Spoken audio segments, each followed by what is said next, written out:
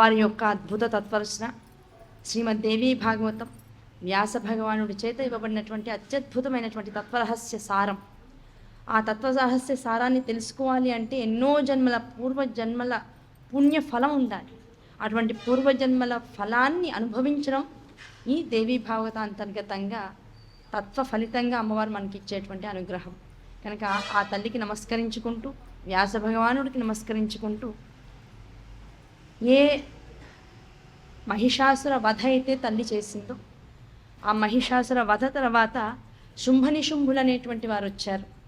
వారిద్దరూ కూడా అహంకార పూర్తులై మహిషాసురుడు ఎటువంటి కోరికలు కోరారో అటువంటి కోరికలే కోరుకుంటూ స్త్రీ అనేటువంటి మూర్తి వైభవాన్ని అబలగా చిత్రీకరించుకుంటూ అది కేవలం విలాస వస్తువుగా భావిస్తూ బ్రహ్మను స్త్రీల వలన మాకు ఎలాంటి ఈ ఆపద రాదు కనుక వాళ్ళని మేము అసలు లెక్క వేయటం లేదు, మాకు పురుషుల వల్ల ఏ జాతిలోనూ పురుషుల వలన మాకు ఇబ్బంది కలగకుండా మరణం సంక్రమించకుండా మమ్మల్ని అనుగ్రహించండి, మమ్మల్ని పురుషుల వల్ల కలిగేటువంటి మరణం మా వైపు రాకుండా మాకు వరాన్ని ఇవ్వండి అని అడిగారు.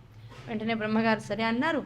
ఆ స్త్రీలని తక్కువ చూపు చూసినందుకు గాను అమ్మవారి పార్వతీ స్వరూపం నుంచి మహాభగవతి అవతారంగా వెలసిల్లి 18 భుజాలతో జగత్తులోకి వచ్చి శుంభనిశుంభుల యొక్క ప్రియ సేనలో ఉన్నటువంటి వారు ధూమ్రలోచనుడితో పాటు రక్తబీజుడు రంభుడు అనేటువంటి వారి యొక్క పుత్రులలో మహిషాసురుడు మొదటి పుత్రుడైతే కరంభుడి యొక్క ఆత్మస్వరూపం నుంచి పుట్టినటువంటి వాడు రక్తబీజుడు. ఆ రక్తబీజ వధని కూడా చేసి ఆ రక్తబీజ వధ తర్వాత శుంభనిశుంభులు ఇద్దరినీ కూడా కడతీర్చినటువంటి ఆ తల్లి జగజ్జననిగా జగత్తులన్నిటికీ కూడా ఆనందాన్ని, చల్లదనాన్ని, దాంతోపాటుగా సుభిక్షమైనటువంటి జగత్తుని అందించి మళ్ళీ తన లోకానికి వెళ్ళి శాశ్వతమైనటువంటి ఆ ప్రకృతి చైతన్య స్వరూపంగా జగత్తులన్నిటినీ కూడా ఆశీర్వదిస్తూ ఆనందాన్ని అనుభవిస్తుంది. మళ్ళీ ఆ విలాసాన్ని చూస్తూ ఆనందాన్ని అనుభవిస్తుంది. అలా ఉన్నటువంటి విషయం తర్వాత జనమేజయుడికి ఈ విషయాలన్నీ కూడా వ్యాసుల వారు చెప్పారు. నాయన ఇది భగవతి యొక్క విలాసం ఇలా ఉంటుంది. ఆ తల్లి మళ్ళీ తన స్వస్థానానికి వెళ్ళిపోయి ఇంకేం కోరుకోలే, వెళ్ళిపోయి ప్రశాంతంగా మళ్ళీ ఈ జగత్తులో జరిగేటువంటి క్రీడలన్నింటినీ చూస్తూ దానివల్ల సంతోషాన్ని పొందుతూ హాయిగా ఆ అయ్యవారిని గురించినటువంటి తపస్సు చేసుకుంటూ ఆనందాన్ని అనుభవిస్తూ ఉంది. అటువంటి తల్లి ఆ జగజ్జనని పొందాలంటే కారణం ఒకటే ధర్మం. ఆ ధర్మంతో పాటు సత్యం, ఆ సత్యంతో పాటు సర్వ కర్మల యందు నిష్ఠాభావం. ఏ కర్మని చేసినా సరే నేను నిష్ఠతో చేస్తున్నాను, ఈ శరీరం ఇవ్వబడినందుకు చేస్తున్నాను, ఈ శరీరం నాకు పంచధాతు నిమిత్తంగా సప్తధాతు నిమిత్తంగా పంచభూతాత్మకంగా నాకు ఇవ్వబడినందుకు పంచక్రోశములతో ఏ శరీరంలో అయితే ఈ భగవానుడు అనేటువంటి వాడు ఉంటున్నాడో ఆ భగవానుడిని సర్వత్రా నాయందు ఉన్నాడనేటువంటి భక్తిభావంతో స్మరిస్తూ నేను ఏ కర్మ చేసినా సరే ఆ తల్లి అనుగ్రహమే, ఏ కర్మ ఫలితమైనా సరే ఆ తల్లి పాదాల దగ్గరికి అనేటువంటి భావంతో కనుక జీవుడు ఉన్నట్లయితే అటువంటి వాడికి ఈ శరీరంలో ప్రాణం ఉన్నంత స్థితిలోనే ఆ తల్లి మోక్షాన్ని అనుగ్రహిస్తుంది. కనుక అటువంటి మోక్షానికి అర్హతని పొందడమే అంటే శరీరంలో ప్రాణముండగా ప్రాణోత్క్రమణ సమయం తర్వాత మోక్షమే వస్తుందో స్వర్గమే వస్తుందో నువ్వు వైకుంఠానికే వెళ్తావో కైలాసానికే వెళ్తావో ఎవరికి తెలియదు. ఈ శరీరం ఉండగానే ఆ మోక్షస్థితిని అనుభవించాలి. అటువంటి మోక్షస్థితిని నీకు అందించేటువంటి తల్లి ఈ ప్రాణం శరీరంలో ఉండగా ఈ శరీరంతో నీకు ఆత్యంతికమైనటువంటి ఆనందాన్ని అనుభవించగలిగేటువంటి శక్తిని ఇచ్చేటువంటి తల్లి ఆ జగదీశ్వరి. కనుక నువ్వు ఆ పట్టుకోవడమే నీకు కావాలి అన్నారు. అనగానే వెంటనే జనమేజయుడు అన్నాడు, చాలా మంచి విషయాలు చెప్తున్నారు గురువుగారు, నాకు ఇంకా ఈ దేవీ భాగవతం వింటూ ఉండాలి, ఇంకా అందులో ఉన్నటువంటి తత్వరహస్యాన్ని తెలుసుకుంటూ ఉండాలనేటువంటి కోరిక పెరుగుతోంది. ఈ కోరిక పెరుగుతున్న కొద్దీ ధర్మం అంటే ఏమిటి, అర్థం అంటే ఏమిటి, కామం అంటే ఏమిటి చిన్నప్పుడు గురువులు విద్యాభ్యాసం నేర్చుకునేటువంటి సమయంలో నాకు అనుగ్రహించారు ఈ విద్యనంతా కూడా. కానీ దీని ద్వారా మోక్షం అనేటువంటి 4వ భాగంగా ధర్మార్థ కామమోక్షాలు అనేటువంటివి కేవలం ధర్మాచరణ ఒక్కదాన్ని పట్టుకుంటే మిగతావన్నింటి ద్వారా మోక్షాన్ని పొందొచ్చు అనే విషయం ప్రాక్టికల్గా ఇన్నాళ్ళకు అర్థమవుతుంది. కనుక ఇంత ప్రాక్టికల్ నాలెడ్జ్ అంటే థియరటికల్ ఎప్పుడూ గురువుల ద్వారా లభిస్తూనే ఉంది. జీవితంలోకి వచ్చిన తర్వాత జీవితాన్ని అనుభవిస్తూ జరిగేటువంటి ప్రతి సంఘటనల్ని కూడా మనం నేర్చుకున్నటువంటి విద్యకి అనువదించుకుంటూ తద్వారా ఏ విషయం అయితే గ్రాహ్యం అవుతూ ఉంటుందో ఆ గ్రాహ్యతని అమ్మ పాదాల దగ్గర మళ్ళీ వదులుతూ ఆ గ్రాహ్యత వెనకాల ఉన్నటువంటి తత్వాన్ని తెలుసుకోవడమే అసలైనటువంటి విద్య అనేటువంటిది ఇన్నాళ్ళకి నాకు అర్థమైంది మీ వల్ల అని నమస్కరించుకున్నాడు. నమస్కరించుకోండి అంటే అప్పుడు వ్యాసుల వారు అన్నారు, నాయన ఒకనప్పుడు అసలు తత్వం అంటే ఏంటో అర్థమయ్యేలా ఇంకా బాగా చెప్తాను, గుర్తుపెట్టుకో. ఒకానొకప్పుడు దేవి సప్తశతి అనబడేటువంటి 700 శ్లోకాలతో కూడుకున్నటువంటి అసలైన దేవి భాగవతాంతర్గతమైనటువంటి దేవి మంత్రశాస్త్రంలోకి వెళ్తున్నాం. ఆ దేవి మంత్రశాస్త్రంలోకి వెళ్తూ వెళ్తూ వెళ్తూ మొట్టమొదటి ఏం చెప్తున్నారు, నీకు ఒక అద్భుతమైనటువంటి గాథలు చెప్తాను, ఆ దేవి ఎలా అనుగ్రహిస్తుందో చెప్తాను, ఈ అనుగ్రహించేటువంటి విధానం మనకి ధర్మం ద్వారా మొదలవుతుంది అనేటువంటి వస్తువుని కూడా నీకు అర్థమయ్యేలా ఇంకాస్త వివరంగా చెప్తాను, జాగ్రత్తగా విను అన్నాడు. ఇది ధర్మాత్ముడైనటువంటి సురధుడు ఒకానొక సందర్భంలో చక్కగా రాజుగా ఉంటూ ఆనందంగా తన క్షేత్రం, ఏ క్షేత్రానికైతే తాను రాజుగా ఉన్నాడో ఆ క్షేత్రాన్ని చక్కగా ధర్మబద్ధంగా పాలిస్తూ ఉన్నాడు. ఆయన పేరు సురధుడు. ఆ సురధుడు అనేటువంటి వాడు ధర్మబద్ధుడు, ఎక్కడా కూడా అన్యాయం చేసి ఎరగడు, ఎవరికీ అన్యాయం చేసి ఎరగడు. తన రాజ్యంలో ఉన్నటువంటి పిల్లలందరినీ కూడా తన పుత్రులుగా పిల్లలుగా భావిస్తూ ఉంటాడు.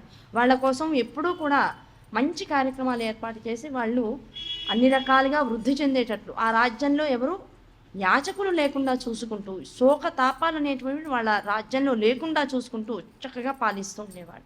ఆ రాజ్యంలో అందరూ రాజుని బట్టే ప్రజలు అన్నట్లుగా ఎప్పుడూ ఆనందంగా ఉంటూ ఉండేవాళ్ళు. అందరికీ ఎప్పుడు దానాలు చేయాలనేటువంటి కోరిక పుడుతూ ఉండేట ఆ రాజ్యంలో ఉండేటువంటి వాళ్ళకి.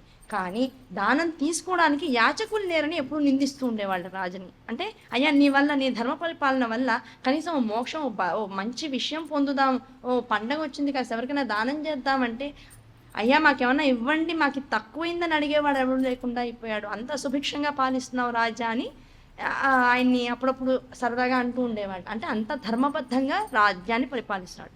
ఉన్నట్లుండి ఆ భగవతి యొక్క మాయా స్వరూపము తన యొక్క వైభవాన్ని చూపించదలుచుకుంది. ఆ వైభవాంతర్గతంగా ఏం చేసింది ఆ తల్లి, మాయని ఈ సురధుడి యొక్క రాజ్యంలో ప్రవేశపెట్టేటప్పటికి ఏమైంది, ఈయన ఆంతరంగిక మంత్రులు ఎవరైతే ఉంటారో నిరంతరం ఈయనకి సహాయకారులుగా ఉంటూ పక్కనే ఉంటూ ఈయన వెనకాలే ఉంటూ రాజ్యంలో అంతఃపురంలో ఉన్నటువంటి అన్ని రహస్యాలను తెలుసుకున్నటువంటి వారు ఉంటారు. ఆ తెలుసుకునేటువంటి వారు ఏం చేశారు, అనుకోకుండానే ఒకానొక సందర్భంలో వీళ్ళ రాజ్యానికి కొన్ని వేల క్రోసుల దూరంలో ఉన్నటువంటి కోలా విధ్వంసులు అనబడేటువంటి వారు ముండనం చేసుకుని ఉంటారు, మీసాన్ని మాత్రం పెంచుకుంటారు. ముండనం చేసుకుని మీసాన్ని పెంచుకుని మనందరం తూర్పు వైపుకు తిరిగి భగవంతుడిని ఆరాధిస్తే వాళ్ళు పడమర వైపుకు తిరిగి భగవంతుడిని ఆరాధిస్తారు. కుడి నుంచి ఎడమ చేతికి మనం రాస్తే వాళ్ళు ఎడమ వైపు నుంచి కుడి వైపుకు రాస్తూ ఉంటారు. ఇటువంటి వాళ్ళని కోలా విధ్వంసులు అనబడేటువంటి నామంతో పిలుస్తాం. అటువంటి వారి యొక్క మాయ మాటలు నమ్మి ఆ రాజ్యంలో ఉండేటువంటి రహస్యాలన్నింటినీ కూడా రహస్యంగా రాత్రిపూట, అంటే సైన్యాలు ఎంతమంది ఉన్నారు, పదాతి దళం ఎంతుంది, అశ్వాతి దళం ఎంతుంది, గజారోహణం చేసి విధ్వంసం సృష్టించే వాళ్ళు ఎంతమంది ఉన్నారు, గజముల యొక్క సంఖ్య ఏమిటి, అంతఃపురంలో ఉన్నటువంటి రహస్య మార్గాలు ఎన్నున్నాయి, ఎటువైపు నుంచి ఎలా ప్రహారం చేస్తే, దండయాత్ర చేస్తే మొత్తం రాజ్యాన్ని ఎవరిని వదలకుండా చుట్టుముట్టగలిగేటువంటి మార్గాలు ఎన్నెన్ని ఉన్నాయి, ఆ తర్వాత రాజు యొక్క వీక్ పాయింట్స్ ఏంటి, రాజుకి ఎంతమంది భార్యలు ఉన్నారు, ఎంతమంది పుత్రులు ఉన్నారు, ఆయన పిల్లల్ని ఎక్కడెక్కడ చదివిస్తున్నారు, గురుకులాల్లో పెట్టి కదా చదివిస్తూ ఉంటారు కనుక పిల్లల్ని ఏ గురుకులాల్లో చదివిస్తున్నారు, వీళ్ళ కోశాగారంలో ధనం ఎంత ఉంది, ఇలాంటివన్నీ కూడా లిస్ట్ అవుట్ చేసి పాపం కోలా విధ్వంసులకు ఇచ్చేశారు. వాళ్ళు ఏం చేశారు, అందులో మొత్తం విభాగంలో ముందు చేయాల్సిన పని వాళ్ళకి ఈ రాజుకి సురధుడుకున్నంత సైన్యం లేదు, కొంత తక్కువ సైన్యం ఉంది. తక్కువ సైన్యం ఉన్నా సరే ముందు సురధుడు ఏమీ చేయలేనంత స్థితికి రావాలి అంటే రాజ్యాన్ని నలుమూలల నుంచి ఒకేసారి వచ్చి ఆ నలుమూలల నుంచి వచ్చినటువంటి రాజ్యాన్ని చుట్టుముట్టేసి రాజుకి ఇంకే అవకాశము లేదు, అయితే లొంగిపోవడం లేకపోతే పారిపోవడం, రెండే అవకాశాలు ఇవ్వాలి. ఇలా ఇచ్చి మొత్తం రాజ్యాన్ని మన కట్టుదిట్టంగా మన చేతిలోకి తెచ్చేసుకుంటే మంత్రులు మన వాళ్ళు గనక సేనాధ్యక్షుల్ని ఎలాగలా భయపెట్టో నయానో భయానో మన స్వాధీనంలోకి తెచ్చుకోవచ్చు. రాజు పారిపోతే రాజ్యం మందే ఒకటి. రెండవది రాజు పారిపోకుండా యుద్ధం చేస్తే వాళ్ళందరూ చేసేటువంటి యుద్ధంలో మనం వాడేటువంటి చతురత, వాళ్ళకు ఉన్నటువంటి వీక్ పాయింట్స్ని యూజ్ చేసుకుని ముందు రాజుని చంపే ప్రయత్నం చేద్దాం. వెళ్ళడం ప్రహారం అంతఃపురంలో ఉన్నటువంటి నిద్రిస్తున్నటువంటి రాజుని చంపేయడంతోనే మన ప్రహారం మొదలవుతుంది అని ఒక అద్భుతమైనటువంటి రచన చేసుకున్నారు.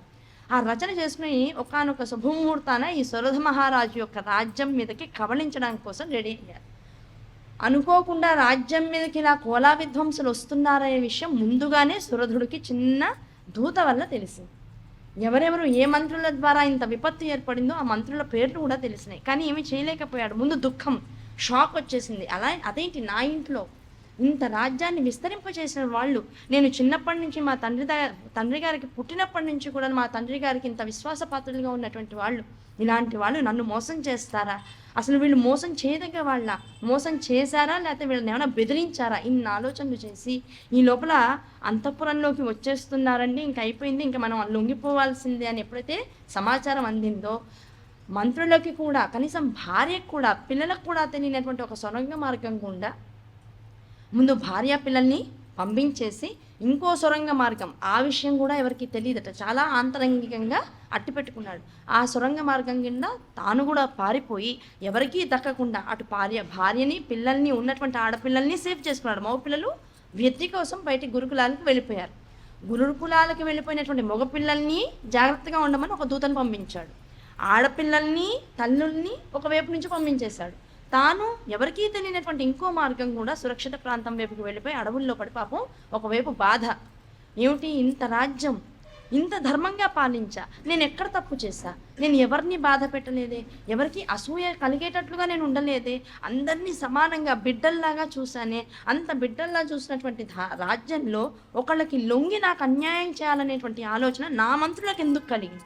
పైగా చిన్నప్పటి నుంచి నన్ను పెంచినటువంటి మంత్రులకు ఎందుకు కలిగింది?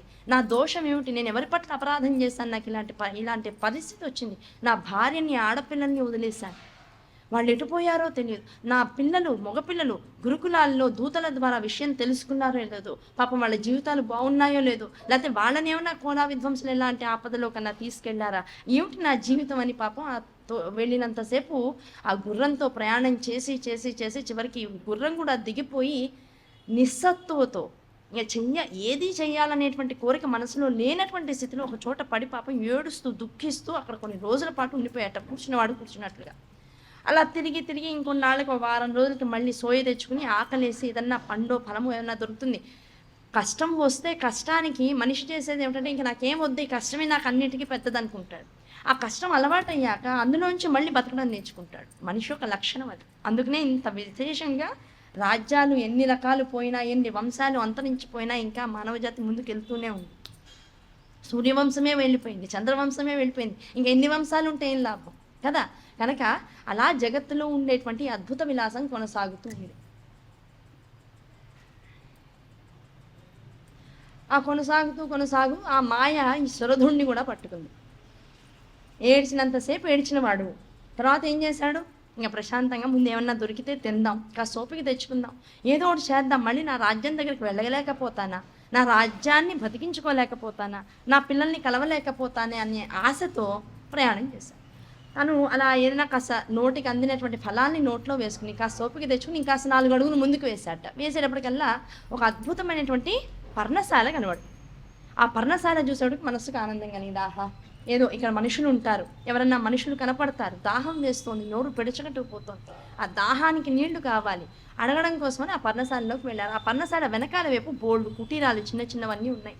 ఆ పర్ణశాలకి ఆ కుటీరాలకి అందరికీ కూడా అక్కడ సుమేధుడు అనబడేటువంటిది ఒక మహర్షి గురువుగా ఉండి విద్యాభ్యాసాలు పిల్లలకి నేర్పిస్తూ ఆ చుట్టుపక్కల తన నుంచి విద్యాభ్యాసం నేర్చుకున్నటువంటి మునులందరి యొక్క కుటీరాలు ఏర్పాటు చేసుకుని అక్కడ వాళ్ళందరూ కూడా చక్కగా ఆశ్రమ జీవితాన్ని అనుభవిస్తూ ఉన్నారు. ఈ రాజుల యొక్క పిల్లలందరికీ కూడా విద్యాభ్యాసాన్ని నేర్పిస్తూ అక్కడ ఆనందంగా జీవిస్తున్నారు. తాను వెళ్ళేటప్పటికీ అక్కడ సుమేధుడు ఒక అద్భుతమైనటువంటి చండీ యాగాన్ని చేస్తున్నాడు. ఆ చండీ హోమం చివరిలో ఉంది. చక్కగా దానికి కావాల్సినటువంటి పూర్ణాహుతిని అంతా ఏర్పాటు చేసుకున్నారు. అందరూ కలిసి ఉచ్చమైనటువంటి గొంతులతో అమ్మవారి యొక్క పూర్ణాహుతిని ఆ హోమంలో వేశారు.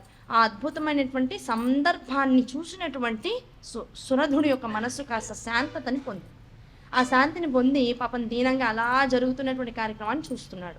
ఆ కార్యక్రమం అంతా అయిపోయిన తర్వాత మహర్షి సుమేధుడు యువతలకు వచ్చి, నాయనా నువ్వెవరో నాకు తెలుసు, నువ్వు నీ పక్కన ఉన్నటువంటి రాజ్యానికి రాజు, నీ రాజ్యాన్ని అంతటినీ కూడా కోలా విధ్వంసకులు చుట్టుముట్టారని, నువ్వు ఎవరికీ తెలియకుండా తప్పించుకున్నావనేటువంటి విషయాలు మాకు తెలిసినాయి. కాకపోతే నువ్వు ఇటువైపు వచ్చావనేటువంటి రహస్యం నాకు తెలియదు. కానీ ఆనందం, నీవు ప్రాణాలతో ఉన్నావు, ఆనందంగా ఆరోగ్యంగా ఉన్నావు. నీ మనసు కుదుటపడాలి. నాకు అర్థమైంది. ఆ మనసు కుదుటపడాలి అంటే ఆశ్రమ జీవితానికి మించినటువంటి జీవితం ఇంకొకటి లేదు.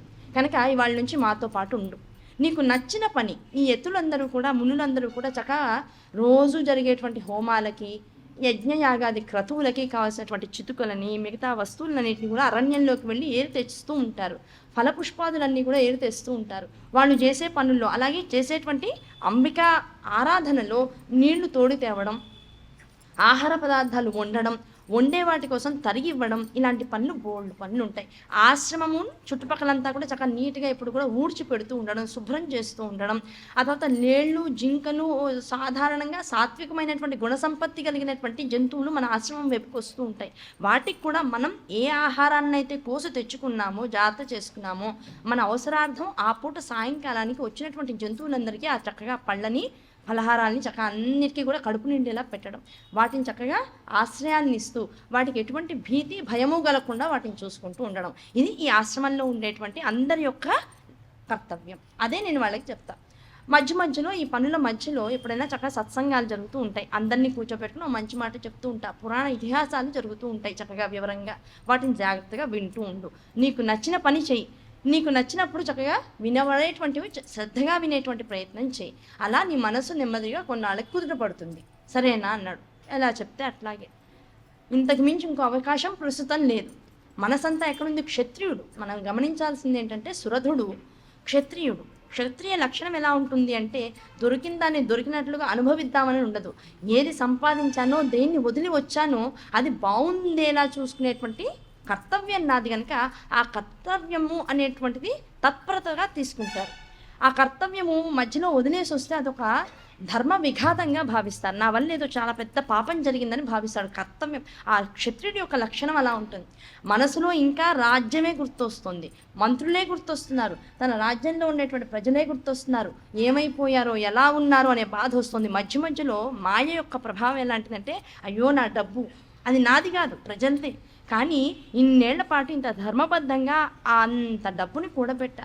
ఇప్పుడు ఇలాంటి విధ్వంసులందరూ కూడా మీద పడితే వాళ్ళు స్వలాభాపేక్ష కోసం మొత్తం ఆ డబ్బునంతా కూడా విచ్చలవిడిగా ఖర్చు పెట్టేస్తారు. వాళ్ళ రాజ్యాలకి తరలించేసుకుంటారు.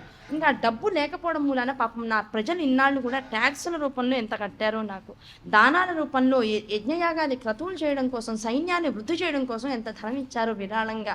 ఆ డబ్బంతా వాళ్ళు తిన్నట్టు కాదు, రాజ్యాన్ని రక్షించుకున్నట్టు కాదు, అన్యాక్రాంతం అయిపోతుంది. పాపం ప్రజల యొక్క డబ్బునంతా కూడా పాడి చేసిన వాడిని అయిపోయాను. ఆ డబ్బు ఏమైపోయిందా అని మనసంతా కోశాగారంలో ఉంది, అశ్వాగారంలో ఉంది, సైనికుల మధ్యలో ఉంది, ప్రజల మధ్యలో ఉంది. మనిషి ఇక్కడ ఉంటున్నాడే కానీ కుటీరంలో, పర్ణశాలలో మనసు మాత్రం తన రాజ్యం మీదే ఉంది. అది గమనించాడు సుమేధుడు. గమనించాడు, నాయన నువ్వు క్షత్రియ ధర్మం, అది ఏం చేయలేం. మిగతా ఆశ్రమధర్మాల్లో ఉన్నటువంటి వాళ్ళకి, కులవృత్తుల్లో ఉన్న వాళ్ళకి అది వేరుగా ఉంటుంది, నీకు వేరుగా ఉంటుంది. కనుక మనసును స్థిమితం చేసుకో. ఇదంతా కూడా జగదంబిక ఆడుతున్నటువంటి నాటకమే, ప్రహేళిక. ఇదంతా కూడా ఆవిడ ఏ మంచి చేయదలుచుకుందో దాన్ని బట్టి ఇదంతా కూడా జరుగుతూ ఉంటుంది. దీనికి నువ్వు నిమిత్త మాత్రుడివే. నువ్వు దేనికి కర్తవ్య ఇది తీసుకో, కర్తవ్యాన్ని, కర్మని నువ్వు చేసేసావు, నీ వల్ల ఏదో జరిగిందనేటువంటి స్థితికి నువ్వు వెళ్ళకు అని ఎప్పటికప్పుడు ప్రబోధం చేస్తూ ఉండేవాడు.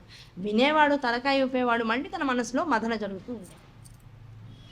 అలా ఉండేటువంటి సురధుడు ఓ రోజు గురువుగారికి కావాల్సినటువంటి వస్తువుల్ని ఏకీకృతం చేసుకోవడం కోసం అరణ్యంలోకి వెళ్ళాడు. వెళ్ళి పళ్ళని వాటిని కోస్తూ ఉన్న సమయంలో కాస్త దగ్గరలో ఎక్కడి నుంచో ఏడుస్తున్నటువంటి, ఎవరో మగవాళ్ళు ఏడుస్తున్నటువంటి శబ్దం వినపడింది. ఎవరా ఏడుస్తున్నారు అని పాపం అవన్నీ వెతుక్కుంటూ ముందుకెళ్ళాడు. వెళ్ళేటప్పటికల్లా అక్కడ సమాధి అనబడేటువంటి వైశ్యుడు ఉన్నాడు. ఒక బావి, పాడుపడిపోయినటువంటి బావి ఉంది. ఆ బావి దగ్గర కూర్చొని తలకాయ కొట్టుకుంటూ ఏడుస్తున్నట్ట. ఏమయ్యా ఎందుకు ఏడుస్తున్నావు? ఈ అరణ్యానికి ఎందుకు వచ్చావు?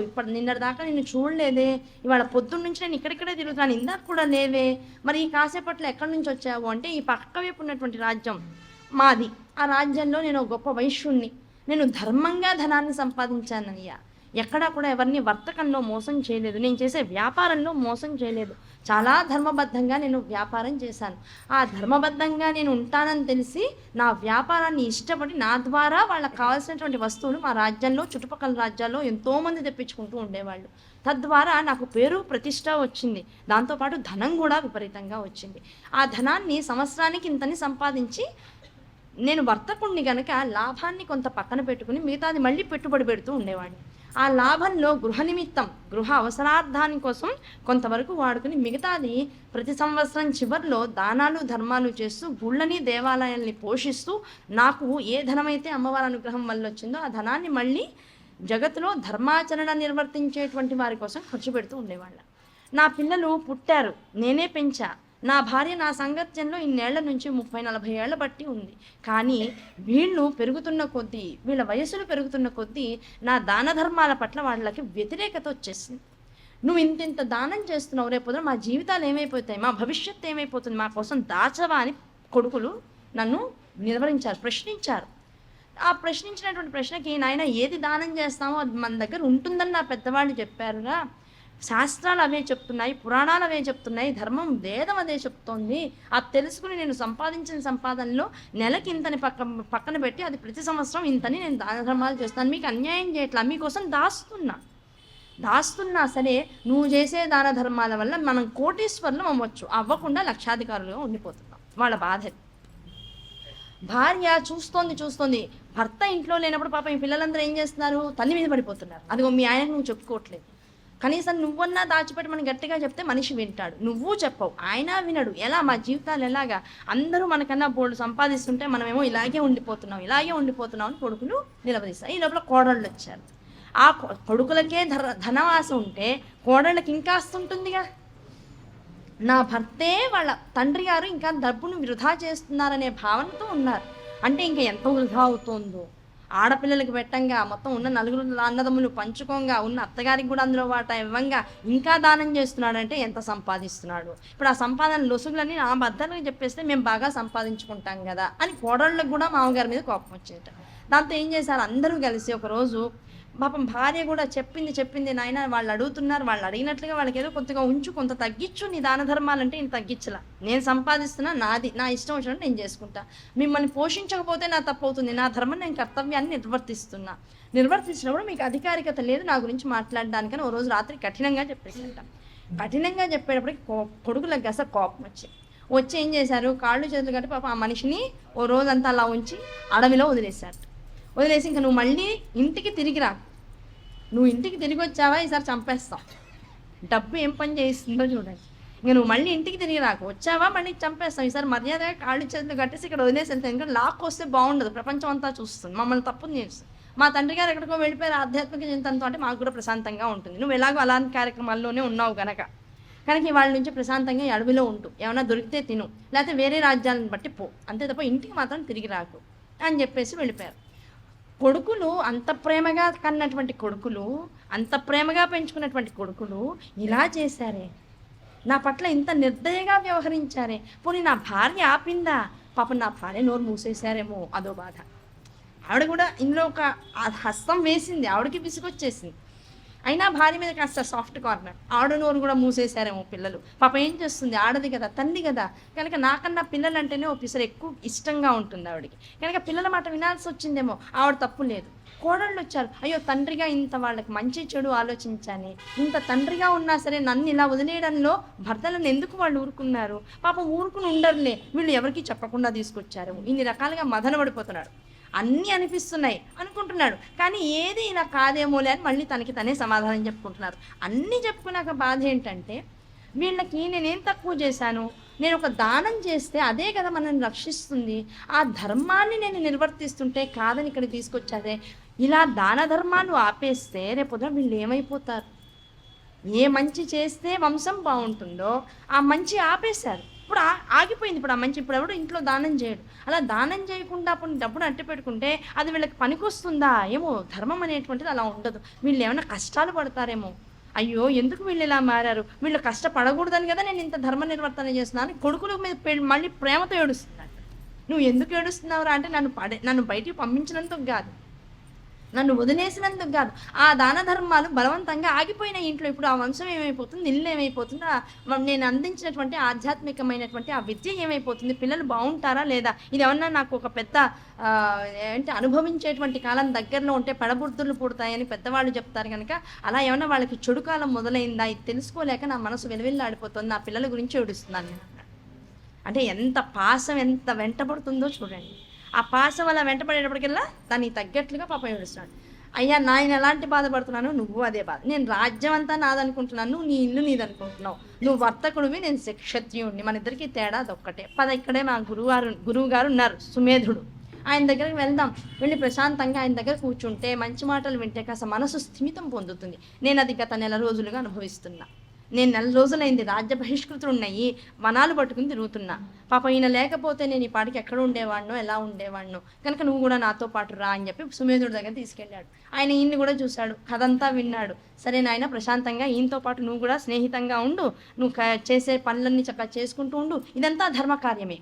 మునులకు మహర్షులకు సహాయం చేయడం, వాళ్ళకి యజ్ఞయాగాది క్రతువుల్లో అవసరమైనటువంటి విషయాలకి చక్కగా శరీరాన్ని ఇన్నాళ్ళు నువ్వు సంపాదించిన డబ్బుని ఖర్చు పెట్టావు. ఇప్పుడు శరీర సాధన తపస్సు అదే సేవ. ఆ సేవని చెయ్యి. డబ్బు ఖర్చు పెడితేనే దానం కాదు, శరీరాన్ని ఆ మునులు మహర్షుల యొక్క కఠినమైనటువంటి ఈ మోక్ష సాధన కోసం చేసేటువంటి యజ్ఞయాగాది క్రతువుల్లో శుభ్రాలు చేయడం, అవి కావాల్సినటువంటి అన్నింటినీ వెతుక్కోవడం, పర్వతాలు ఎక్కడం, చెట్లు ఎక్కడం, కొండలు ఎక్కడం, ఈ ఎతుల యొక్క గృహాలు ఎప్పుడు శుభ్రంగా ఉంచేలా చేయడం, ఇవన్నీ కూడా శరీరంతో చేసేటువంటి కాయక తపస్సులు. కనుక ఈ శరీరం కాయమని పిలువబడుతుంది కనుక ఈ కాయక తపస్సును చేయి వాళ్ళ నుంచి అని చెప్పారు. సరే గురువుగారు మీరు ఎలా చెప్తే అట్లా, మీరు ఏం చెప్తే అదే చేస్తాం. ఇద్దరు రోజు అన్ని పనులు చేస్తున్నారు, పైగా ఇంకా యాక్టివ్గా చేస్తున్నారు. ఎందుకంటే ఇద్దరిలోనూ వాళ్ళ కులాంతర్గతంగా వాళ్ళు ఎంత ధర్మకార్యాలు చేశారో దానికి తగ్గ పుష్టి ఉంది. అమ్మ ఎలాంటిది, నువ్వు ధర్మంగా ఉంటే నీకు తుష్టిని పుష్టిని ఆనందాన్ని సర్వత్రా ఆరోగ్యాన్ని ఇవ్వగలిగేటువంటి తల్లి. ఆ ధర్మాచరణలో వీళ్ళిద్దరూ ఎప్పుడు ముందంజలో ఉన్నారు కనుక జీవితాంతం వాళ్ళ శరీర దారుఢ్యం బాగా ఉంది. మానసికంగా కుంగిపోయి ఉన్నారే కానీ శరీరం బాగా పనిచేస్తుంది. దాంతో ఏం చేస్తున్నారు, ఈ ముని బాలకులు చేసేటువంటి పని కన్నా కూడా అతిరిక్తమైనటువంటి వేగంతో ఎక్కువ పని చేస్తున్నారు వాళ్ళు. దాంతో ఏమైంది, అలసిపోతున్నారు, ఆనందాన్ని అనుభవిస్తున్నారు, జరిగేటువంటి కార్యక్రమాలన్నీ ఆధ్యాత్మిక కార్యక్రమాలు చక్కగా చూస్తూనే మళ్ళీ ఎక్కడ కాస్త గ్యాప్ వచ్చినా, ఎక్కడ గ్యాప్ వస్తుంది, తినేసి పడుకున్నాక సమయం దొరుకుతుంది. ఆ సమయం దొరికిన తర్వాత ఇంకా నిద్రపోకుండా మళ్ళీ నా భార్య, నా పిల్లలు, నా ఇల్లు, నా డబ్బు, నా ధర్మం. ఆయన వైశ్యుడు అటువైపు వెళ్ళిపోతున్నాడు. నా రాజ్యం, నా ధనాగారం, నా సేనాధ్యక్షులు, నా రాజులు, నా సైనికులు అనుకుంటూ ఈయన సురధుడు రాజ్యం వైపుకి వెళ్ళిపోతాడు. నిద్రలు పట్టట్లా. దాంతో మళ్ళీ పొద్దున్నే లేస్తున్నారు, మళ్ళీ తిరుగుతున్నారు, మళ్ళీ చూస్తున్నాడు. సుమేధుడు పాపం రోజు అన్ని గమనిస్తున్నాడు. మహర్షుల యొక్క మనస్సు ఎలా ఉంటుందంటే, తల్లి యొక్క మనస్సు ఎలా ఉంటుందో అలా ఉంటుంది. వీళ్ళని బాగు చేయాలి. ఇంత అద్భుతంగా వీళ్ళు ధర్మాన్ని ఇప్పుడు ఇక్కడికి వచ్చిన తర్వాత కూడా ఒక్కరోజు కూర్చోవాలా, ఇంత జాగ్రత్తగా ధర్మాన్ని అంటిసా పెట్టుకుని ఉన్నారు. వీళ్ళని ఉద్ధరించాలి, అది నా బాధ్యత. నన్ను శరణు కోరి ఇక్కడికి వచ్చారు, నేను మిమ్మల్ని బాగు చేస్తానని వాగ్దానం చేశా. ఆ బాగు చేస్తాననేటువంటి వాగ్దానాన్ని నిలబెట్టుకోవాలి అని చెప్పి పాపం ఒకనాటి శుభముహూర్తాన్ని వాళ్ళిద్దరిని నిద్ర లేపి నాయన స్నానాలు చేసి చక్కగా రండి అన్నాడు. ఇద్దరు స్నానాలు చేశారు. గబగబా గురువుగారు పిలిచారు, ఏదో మంచి పని చెప్తారు చక్కగా చేద్దామని ఇద్దరు కూడా గురువుగారి దగ్గర పరిగెత్తేటప్పుడు అన్నాడు, మిమ్మల్ని గమనిస్తున్నా, మీరు ఎంతో చక్కగా ప్రతి కార్యక్రమాన్ని కర్తవ్యాన్ని మీకు ఇవ్వబడిందని చక్కగా చేస్తున్నారు, బాగుంది, ఆనందించా. మీ గురుతత్పరతకి నేను సంతోషించా. కనుక ఏది ఇస్తే దానివల్ల మీరు ఉద్ధరింపబడతారో అద్భుతమైనటువంటి మంత్రాన్ని వాళ్ళు మీకు అందిస్తా. అది తీసుకుని కొన్నాళ్ల పాటు ఆశ్రమంలో కానీ ఆశ్రమానికి కొంత దూరంలో కానీ చక్కగా నేను ఇచ్చినటువంటి మంత్రాన్ని సాధనాపూర్వకంగా తపస్సు చేయండి. ఆ తపస్సు చేయడం వల్ల ఏ బాధ ఇంకా మిమ్మల్ని వెంటాడుతుందో ఆ బాధ నుంచి మీరు బయటకు వచ్చేటువంటి అవకాశం ఈ జగత్తులన్నింటినీ పాలించేటువంటి ఆ జగన్మాత అనుగ్రహం వల్ల మీకు కలుగుతుంది అని చెప్పేశారు.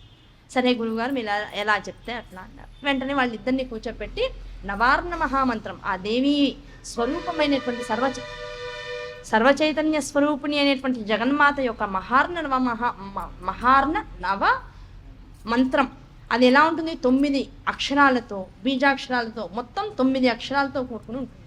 ఆ మంత్రాన్ని వాళ్ళిద్దరికీ ఉపదేశించారు. ఇద్దరు అత్యద్భుతమైనటువంటి మంత్రాన్ని స్వీకరించారు. అడవిలోకి వెళ్ళారు. చక్కగా ఒక చెట్టును ఒక ఆయన, ఇంకో చెట్టును ఇంకో ఆయన పట్టుకున్నారు. గురువుగారు ఎలా చెప్పారో అలా సాధన మనస్సుతోనూ బుద్ధితోనూ శరీరంతోనూ కూర్చోపెట్టి అన్నిటినీ ఒక చోట లగ్నం చేసి ఇద్దరు తపస్సు చేస్తున్నారు.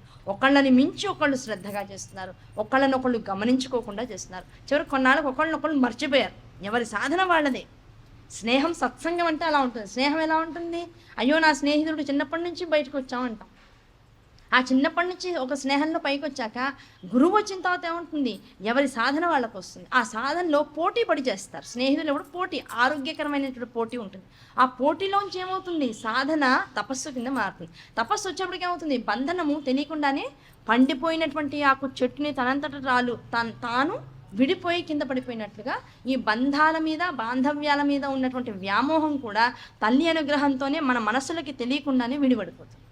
ఏదైనా పోట్లాటొచ్చో కాట్లాటొచ్చో దూరం అయిపోయో మనుషులు వేరు వేరు స్థలాలకి ట్రాన్స్ఫర్లు అయ్యో దూరం అయిపోతే బాధ. అయ్యో నా స్నేహితుడు చిన్నప్పటి నుంచి ఇంత బాగున్నావు, ఇప్పుడేంటి మాకు ఈ క్రమ పట్టిందని బాధ. లేదు, ఎవరిలోనూ ఒకళ్ళు తొందరగా నిష్క్రమణ పొందాలనుకో, అది ఇంకా పెద్ద బాధ. ఆ బాధ జగన్మాతను పట్టుకునేటువంటి వాళ్ళకి ఎలా ఉంటుంది? స్నేహం అనే కాదు, బంధం అనే కాదు, బాంధవ్యం అని కాదు, రుణానుబంధ రూపంలో ఏ ఏ బంధాలు మనకి బంధనాలుగా మారాయో ఆ బంధనాల నుంచి మనకి తెలియకుండానే మనస్సుని విడివడేలా చేసేటువంటి అనుగ్రహం ఆ జగన్మాతది. నువ్వు పట్టుకోవడం ఒకటే తెలుసుకోవాలి. జగన్మాత పాదాలు పట్టుకోవడం నీకు తెలిస్తే దాని యందు బాధ లేకుండా ప్రతి వస్తువు నుంచి తనంతట తానుగా విడిపోతూ ఉంటాడు. ఆ విడిపోవడం ఎలా ఉంటుంది? అత్యద్భుతమైనటువంటి మాయ నుంచి బయటపడేటువంటి అవకాశం అమ్మ నాకు ఇచ్చిందనేటువంటి భావంతో విడిపోతూ ఉంటాడు. ప్రతిదాన్ని ఆనందంగా స్వీకరించగలుగుతూ ఉంటాడు. దేనివల్ల దుఃఖాన్ని పొందడు. దుఃఖరహితమైనటువంటి బంధనాల విముక్తియే అసలైనటువంటి జగన్మాత అనుగ్రహం. అటువంటి జగన్మాత అనుగ్రహాన్ని బట్టి ఇద్దరు పక్కపక్కనే తపస్సు చేసుకుంటున్నారు. కొంత దూరంలో, ఆ దూరంలో ఉంటూనే ఇద్దరు ఎంత సాధన చేశారంటే ఒకళ్ళనొకళ్ళు మర్చిపోయారు. ఇద్దరి మనస్సులో ఇప్పుడు ఎవరున్నారు? అయ్యో సురధుడు ఏం చేస్తున్నాడో అని సమాధి ఆలోచించట్లా, సమాధి ఎలా ఉన్నాడో అని ఇలా ఆలోచించట్లా. ఎవరి తపస్సు వాళ్ళు చేసుకుంటూ ఇద్దరి మనస్సులు ఇప్పుడు ఎవరి మీద లగ్నమైనాయి? ఈ నవార్ణ మహామంత్రం వెనకాల ఉన్నటువంటి ఆ జగజ్జనని యొక్క అద్భుతమైనటువంటి వైచిత్రం మీదకి వెళ్ళిపోయింది. ఆ బీజాక్షరాలు చదువుతూ ఆ మంత్రాన్ని చేస్తూ ఉండేటప్పటికల్లా వాళ్ళు బీజాక్షరాలుగా మారిపోయారట.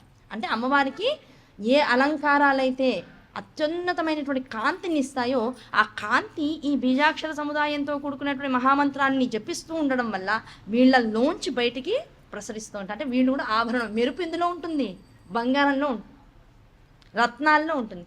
మెరుపు బంగారంలోనూ రత్నాల్లో ఉన్నప్పుడు మనలోంచి ఒక మెరుపు వస్తుందంటే ఇప్పుడు మనం ఎలా ఉన్నట్టు? బంగారంగా మారిపోయినట్లు, బంగారంగానో వజ్రంగానో మారిపోయినట్టు. అందుకే ఆ కాంతి ఎక్కడ ఉంటే అక్కడ సర్వైశ్వర్యాలు ఉన్నాయని అర్థం. ఆ కాంతే అమ్మవారి యొక్క అనుగ్రహం. ఆ అనుగ్రహం వీళ్ళిద్దరిలో వర్షిస్తోంది. వాళ్ళలోంచి శక్తి అంతా కూడా ఎంత తపస్సు చేస్తున్నారో అంత కాంతి వాళ్ళ శరీరంలోంచి బయటికి ఎగజిమ్ముతోంది. అలా ఎగజిమ్మి ఎగజిమ్మి ఎగజిమ్మి చివరికి ఏమైంది? ఒకనొక శుభముహూర్తంలో జగదీశ్వరి అనేటువంటి ఆ పరాత్పరి వీళ్ళిద్దరికీ ఒకే కాలంలో ఎదుర్కొంటా ప్రత్యక్షమైంది. నాయనలారా, మీ ఇద్దరి తపస్సుకి మెచ్చాను. అద్భుతమైనటువంటి తపస్సు చేశారు. మీ తపస్సులోకి మెచ్చాను, ఆనందాన్ని కలిగించారు. ఏం కావాలో కోరుకోండి. ఎందుకు నా గురించి ఇంత తపస్సు చేశారో నాకు చెప్పండి, అది మీకు అనుగ్రహిస్తాను అని. వెంటనే సురధుడు దాంతోపాటుగా సమాధి ఇద్దరు ఏమన్నారు? ఏమో నువ్వు చెప్పవయ్యా అంటే నువ్వు చెప్పవయ్యా అనుకోలే. ముందు సమాధి అన్నాడు. అమ్మ, ఈ తపస్సు మొదలెట్టే ముందు నా మనస్సులో రకరకాల కోరికలు ఉన్నాయి.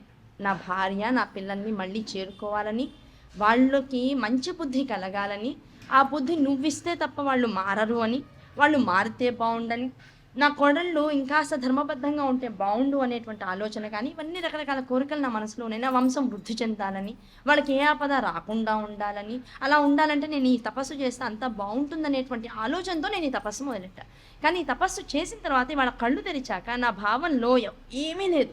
ఇప్పుడు నాకు కావాల్సింది ఎవరి కర్మానుసారం వాళ్ళ జీవితాలు నడుస్తాయి. ఆ కర్మకి నేను బాధ్యత వహించదలుచుకోవట్లేదు. నేను చేయదలుచుకుంది నేను చేసినప్పుడు నా ద్వారా పిల్లలు ఏమైనా నేర్చుకుంటే వాళ్ళు బాగుపడతారు. బాగుపడలేదా అది వాడి కర్మ. ఆ కర్మని నేను మార్చేటువంటి ప్రయత్నం చేసేటువంటి హక్కు నాకు లేదు అనేటువంటిది ఈ మంత్ర అనుష్ఠానం వల్ల నేను తెలుసుకున్నటువంటి అతి నిగూఢమైనటువంటి రహస్యం. కనుక ఇప్పుడు నాకు దేని మీద వ్యామోహం లేదు. ఇప్పుడు ఉన్నది ఒకటే కోరిక. నేను దేని గురించి తపించానో ఆ తపించినటువంటి మంత్రంగా నేను మారిపోయి నీలో ఐక్యమైపోవాలంతే. ఇంకా నాకు ఈ ప్రపంచంలో ఏ వస్తువు మీద కోరిక లేదు. నా మనస్సు ఇప్పుడు మొత్తం నువ్వే అయిపోయావు. ఆ నువ్వుగా అయిపోయినటువంటి ఈ శరీరంతో నేను నీలో ఐక్యమైపోవాలి. ఇంతకు మించి నాకు ఏ కోరిక వద్దు తల్లి, ఏది లేదు కూడా నాలో, కావాలంటే శోధించుకో అన్నాడు. ఇలాంటి కోరిక కోరేవాళ్ళు చాలా తక్కువ ఉంటారు. దాంతో ఆవిడకి ఏమనిపించింది? అబ్బా, ఒక్కడిని సాధించాను ఇన్నాళ్ళకి. ఇన్ని వేల మందిలో, ఇన్ని లక్షల కోట్ల మంది మనుషులలో, జీవరాశులు 84 లక్షల జీవరాశులు, జాతులు, ఆ 84 లక్షల జీవరాశుల్లో మనిషి అత్యుత్తమమైనటువంటి స్థాయిలో ఉంటాడు. వాళ్ళల్లో ఈ జాతి విశేషంగా విస్తృతి చెంది వీళ్ళు లక్షల కోట్ల మంది అయ్యారు. ఆ లక్షల కోట్ల మందిలో ఇలాంటి తపస్సు చేసి నాలో ఐక్యమైపోవాలనేటువంటి కోరికతో ఉండేవాళ్ళు వేళ్ల మీద లెక్క పెట్టచ్చు. ఆ వేళ్ల మీద లెక్క పెట్టే వాళ్ళలో ఈ సమాధి అనబడేటువంటి వాడు మొట్టమొదటి స్థాయిలో ఉంటాడు. కనుక ఆ సమాధిని ఏం చేసింది, నాయన నీ కోరిక నాకు నచ్చింది, ఈ కోరికను అనుసరించి నువ్వు ఇంకొన్నాళ్ల పాటు నా గురించినటువంటి తపస్సు చేయాలి, ఆ యోగ్యత ఇంకా నీకు రాలా. కనుక ఈ స్థానం ఎక్కడైతే నువ్వు ఈ తపస్సు చేశావో దీనికి ఉత్తరముఖంగా బయలుదేరి వెళ్ళి హిమాలయాల్ని చేరు. ఆ హిమాలయాల్లో నా గురించినటువంటి తపస్సు ఇంకా శ్రద్ధగా కొన్నేళ్ల పాటు చేసుకో. ఆ తపస్సు అనంతరం నేను నా క్షేత్రానికి నేను తీసుకుని వెళ్ళిపోతా. సశరీరంతో నువ్వు నా క్షేత్రానికి వస్తావు, నా మణిద్వీపానికి వస్తావు, ఇదే నా అనుగ్రహం అని చెప్పేసి వాడికి తపస్సుని దానికి ఫలాన్ని అందించేసింది. దాంతో అమ్మవారికి నమస్కరించాడు. అమ్మ, నేను నీ అనుగ్రహం కోసం వెయిట్ చేస్తూ ఉంటా, నీ గురించే తప్పిస్తూ ఉంటానన్నాడు. హిమాలయాలకి పయనమైపోయాడు. ఇటువైపు సురధుడు ఉన్నాడు. ఆ సురధుడి దగ్గరికి వచ్చి అడిగింది, అమ్మ నీకేం కావాలి నాయన, ఇందుకోసం తపస్సు చేస్తావు, నీ మనసులో ఏం కోరికలు ఉన్నాయని. అమ్మ, నేను క్షత్రియుణ్ణి, నా రాజ్యాన్ని ఎటూ కాకుండా వదిలేసి వచ్చా, పైగా ఏదో విరక్తి వచ్చో వైరాగ్యం వచ్చో వదల్లా, నేను నా రాజ్యం నుంచి భయపడి పారిపోయి వచ్చేసా. ఆ పారిపోయి వచ్చాను అంటే నా బాధ్యతని ఎటూ కాకుండా వదిలేసి వచ్చినట్లయింది. ఆ వదిలేసి వస్తే ఇప్పుడు నాకు అది మహాపాపం. నా రాజ్య ప్రజలందరూ కూడా నన్ను చాలా నమ్ముతారు. ఆ నమ్మినటువంటి పిల్లల్ని ఎటూ కాకుండా వదిలేసి పారిపోయినటువంటి దోషం క్షత్రియుడిగా నాకు వస్తుంది. కనుక ఆ దోషం ఉండగా నాకు మోక్షం వస్తుందని నేను అనుకోవట్లేదు.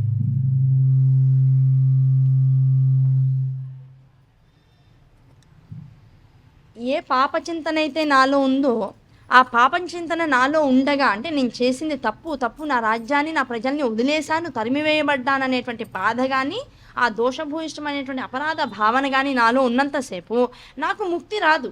ఆ ముక్తి రావాలంటే దీని నుంచి నేను ఈ బాధల నుంచి బయటికి రావాలి కనుక నాకు కావాల్సిందేంటి, మళ్ళీ నా రాజ్యానికి నేను తిరిగి వెళ్ళాలి. నా రాజ్యంలో ఎటువంటి విపత్తులు కలిగాయో అవన్నీ సమసిపోవాలి. ఎవరి ద్వారా నేను తరిమివేయబడ్డాను, మోసగింపబడ్డాను, వాళ్ళందరూ మళ్ళీ తప్పు తెలుసుకుని నా వైపుకి రావాలి. సుభిక్షమైనటువంటి సామ్రాజ్యం వచ్చిన తర్వాత నా వారసులకు ఎవరికి దాని మీద కోరిక ఉందో దాన్ని శుభ్రంగా వాళ్ళకి అందరూ చెప్పేసి నేను యువతలకి రావాలి. అంతే తప్ప ఉన్న పలానా నా రాజ్యాన్ని వదిలేయడం అనేటువంటిది రాజుగా నా కర్తవ్యం కాదు. కనుక కర్తవ్యాన్ని అనుసరించి నాకు నా రాజ్యంలోకి తిరిగి వెళ్ళేటువంటి అవకాశాన్ని నాకు ఇవ్వు. నా ప్రజల దగ్గరికి మళ్ళీ వెళ్ళి నా రాజ్యాన్ని బాగు చేసుకునేటువంటి అవకాశాన్ని నాకు ఇవ్వు. ఎటువంటి శత్రురాజులు కూడా నా రాజ్యం వైపు చూడకుండా ఉండగలిగేటువంటి పౌరుషాన్ని, శక్తిని నా రాజ్యంలో ఉన్నటువంటి వారందరికీ కూడా నువ్వు అనుగ్రహంగా ఇవ్వు. ఎవరికి ఇలా తొత్తుల్లా నా వాళ్ళు మారకూడదు. ఇన్ని అడిగాడు. ఆవిడంది, వెరీ గుడ్, క్షత్రియుడు కనుక మంచి కోరిక అడిగావు, అది నీకు అనుగ్రహిస్తున్నాను. దీంతోపాటు క్షత్రియ వంశంలో ఒక రాజుగా పుట్టినందుకు ఇంత చక్కగా రాజ్యాన్ని చూసుకోవాలి, నీకు నిర్వర్తింపబడినటువంటి కర్తవ్యాన్ని తుదికంటా నిర్వర్తించాలి, ఎక్కడా మధ్యలో వదిలేయకూడదనేటువంటి నీ కార్యదక్షత ఏదైతే ఉందో దానికి నేను చాలా సంతోషించానయ్యా. అది అందరిలో ఉండేటువంటిది కాదు, అది చాలా ఉత్తమమైనటువంటి గుణం. ఆ కార్యదక్షత అనేటువంటి చాలా గొప్పది. కనుక ఈ గొప్పదైనటువంటి లక్షణం నీలో ఉన్నందుకు గాను నా అనుగ్రహంతో మళ్ళీ రాజ్యానికి తిరిగి వెళ్ళి ధర్మబద్ధంగా చక్కగా 1000 సంవత్సరాల పాటు రాజ్యాన్ని చక్కగా పాలించుకున్నాక ఒకానొక సమయంలో నీ శరీరం పడిపోయిన తర్వాత నా అనుగ్రహంతో సూర్యుడి యొక్క భార్య ఛాయాదేవికి, వీళ్ళిద్దరికీ కూడా నువ్వు పుత్రుడిగా జన్మిస్తావు. పుత్రుడిగా జన్మించి ఆ జన్మలో ఈ జగత్తుకంతటికీ కూడా సావర్ణి అనబడేటువంటి పేరుతో మనువుగా వచ్చేటువంటి ఒక కల్పానికి నువ్వు మనువు అవుతావు. ఆ మనువుగా సూర్యసావర్ణి అనబడేటువంటి పేరుతో నువ్వు పిలువబడుతూ ఉంటావు. ఇటువంటి అనుగ్రహాన్ని నీకు ఇస్తున్నా. అంటే నీ కార్యదక్షత అంత గొప్పదైనటువంటి సాధన. ఆ సాధన ఊరికే ఎవ్వరికీ రాదు, అది కేవలం తపస్సు వల్లనే సిద్ధిస్తుంది. కనుక ఆ తపస్సు వల్ల నువ్వు దేన్ని సిద్ధింపజేసుకున్నావో అది నీకు ఉన్నతమైనటువంటి స్థాయిలో అనుగ్రహిస్తున్నా. నీ రాజ్యాన్ని పాలించుకో, 1000 ఏళ్ల తర్వాత నన్ను చేరాక మనువుగా నువ్వు సూర్యసావర్ణి జన్మని పొందుతావు, అటువంటి అనుగ్రహాన్ని నీకు ఇస్తున్నాను అని ఇద్దరిని పంపించింది. సుమేధుడు సమాధి అనబడేటువంటి వాడు హిమాలయాలకు వెళ్ళిపోయాడు. సుమేధి దగ్గర పర్మిషన్ తీసుకుని, ఆయన మీ అనుగ్రహం వల్ల అమ్మవారి యొక్క సగుణ సాకార స్వరూపాన్ని దర్శించుకునేటువంటి అవకాశం మాకు ఈ తపస్సు ద్వారా దొరికింది, నువ్వే మాకు తల్లి తండ్రి దైవం అనబడేటువంటి వాడువు అని ఆయన సుమేధుడికి నమస్కారం చేసుకుని సురధుడు తన రాజ్యానికి తిరిగి వెళ్ళాడు. వెళ్ళి అప్పటికే ఆ రాజ్యంలో ఉన్నటువంటి ప్రజలందరూ కూడా ఏ మంత్రులైతే ఈ సురధుడికి వ్యతిరేకంగా వచ్చి కోలా విధ్వంసులకి సహాయం చేశారో ఆ కోలా విధ్వంసులందరినీ కూడా తరిమేసేసి కొట్టి ఈ ప్రజలందరూ ఏకమైపోయారు. దాంతోపాటు సురధుడి యొక్క సైన్యం అంతా ఏకమైపోయింది. మంత్రులు ఇద్దరే, కోలా విధ్వంసులకు సహాయం చేసిన వాళ్ళు మంత్రులు ఇద్దరే.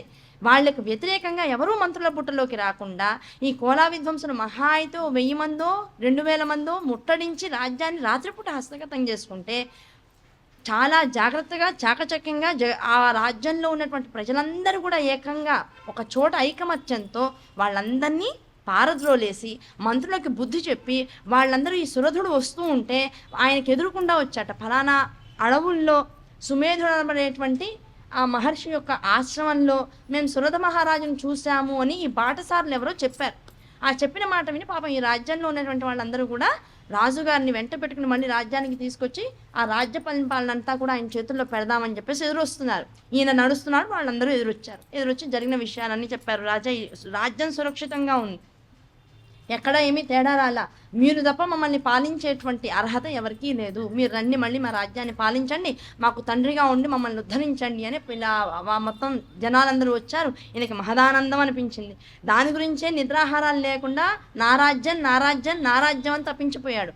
ఆ రాజ్యం కోసమే అమ్మవారిని గురించి తపస్సు చేశాడు.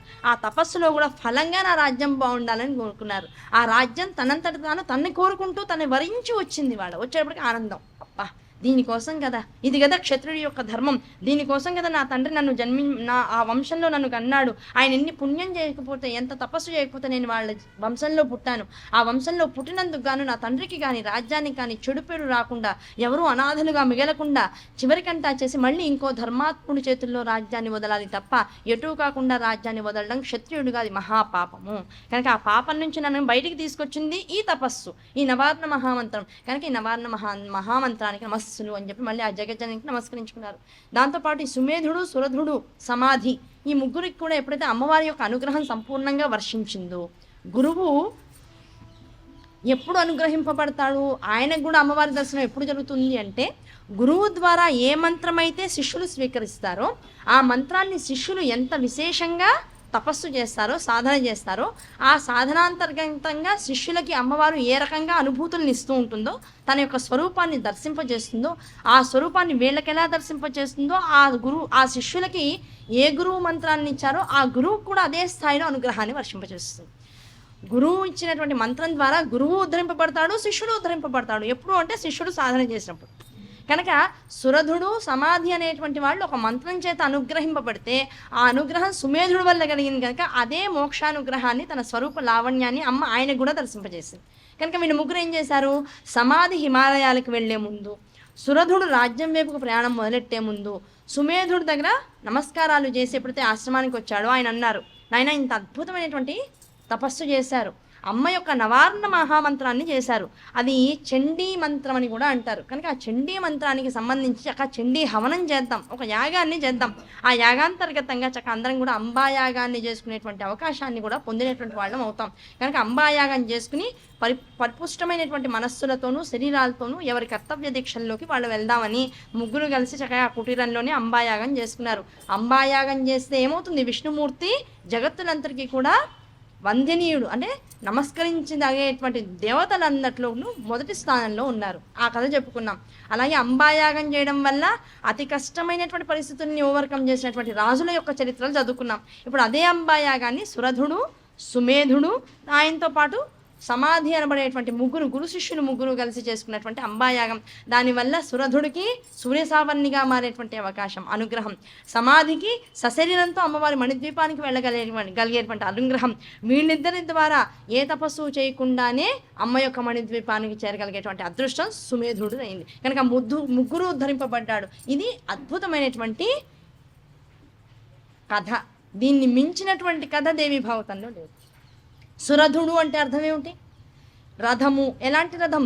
సురథం అన్నాడు. ఆ అద్భుతమైనటువంటి రథం ఏమైనా జగత్తులో ఉంది అయ్యా అంటే, ఆ దేవుడు ఇస్తే ఒకటికి ఇస్తాడు, ఈ దేవుడిని తప్పిస్తే ఇంకోళ్ళకి ఇస్తారు. కానీ భగవతి యొక్క అనుగ్రహం వల్ల ఇంత ప్రపంచంలో ఈ సురధుడు అనబడేటువంటి అద్భుతమైనటువంటి రథం అందరికీ కూడా ఎవరికి ఉందంటే, పంచదేహాత్మకం, పంచభూతాత్మకం, పంచేంద్రియాలతో ఉన్నటువంటిది. ఆ పంచేంద్రియాలకి జ్ఞానం ఉన్నటువంటిది. ఆ జ్ఞానంతో పాటు కర్మేంద్రియాల వల్ల ఈ శరీరం అంతా అద్భుతమైనటువంటి ఒక యంత్రముగా పనిచేస్తోంది. ఆ యంత్రం ద్వారా మనస్సు, బుద్ధి, అహంకారము, చిత్తము చక్కగా నిర్వర్తింపబడుతూ ఉన్నాయి. వీటితో పాటుగా ఇది పంచక్రోశాత్మకం. ఆ పంచక్రోశాత్మకమైనటువంటి శరీరంతో సప్తధాతు నిర్మిత దేహం. ఈ సప్తధాతు నిర్మిత దేహంతో ఏమేమి ఉన్నాయి లోపల? మొత్తం జగత్తు యొక్క సృష్టి అంతా కూడా రచన ప్రారంభమైనటువంటి మూలమంతా ఇందులోనే ఉంది. ఇందులోనే అతి సనాతనమైనటువంటిది, అతి ప్రేరణ ఇచ్చేటువంటిది, జగత్తునన్నిట్లోనూ ఈ దేహాన్ని దేవాలయం అనిపించేటువంటి ఆ మూల విరాట్టు ప్రతి జీవుల్లోనూ లోపల ఆత్మస్వరూపంగా, ఆత్మ వైభవంగా ఉన్నాడు విలసిల్లిపోతూ. అటువంటి బ్రహ్మ పదార్థాన్ని నిరంతరం మోస్తూ ఉంటూ, ఏ స్వామికైతే రేపు పొద్దున్న చక్కగా మాఘమాసంలో జరిగేటువంటి ఉత్సవాలలో రథం మీద కూర్చోబెట్టి మొత్తం మాడవీధులు, ఈ చుట్టుపక్కల ఉన్నటువంటి వీధులన్నీ తిప్పుకుంటూ వస్తాము. ఆ భగవంతుడిని ఒక రథం ఏర్పాటు చేసి ఆ రథం మీదనో పల్లకి మీదనో కూర్చోబెట్టి నగర సంకీర్తన నగరంలో మొత్తం 4 వీధులు తిప్పుతూ ఉంటాము పల్లకీలో సేవ చేసుకుంటూ. అలా ఈ రథం, ఈ శరీరం అనబడేటువంటి ఇంత రథంలో నిరంతరం ఆ పరబ్రహ్మం అనబడేటువంటి పరబ్రహ్మ స్వరూపాన్ని ఆత్మస్వరూపంగా శాశ్వతంగా ఉంచుకున్నటువంటి వాళ్ళంగా ఈ దేవాలయంతో మొత్తం అన్ని వీధుల్లో తిరుగుతూ నిరంతరం స్వామిని మోస్తూ పల్లకీగా ఆనందాన్ని అనుభవించే శరీరం ఏదైనా ఉందంటే జీవులందరి శరీరమే. అదే సురధుడు స్వరూపం.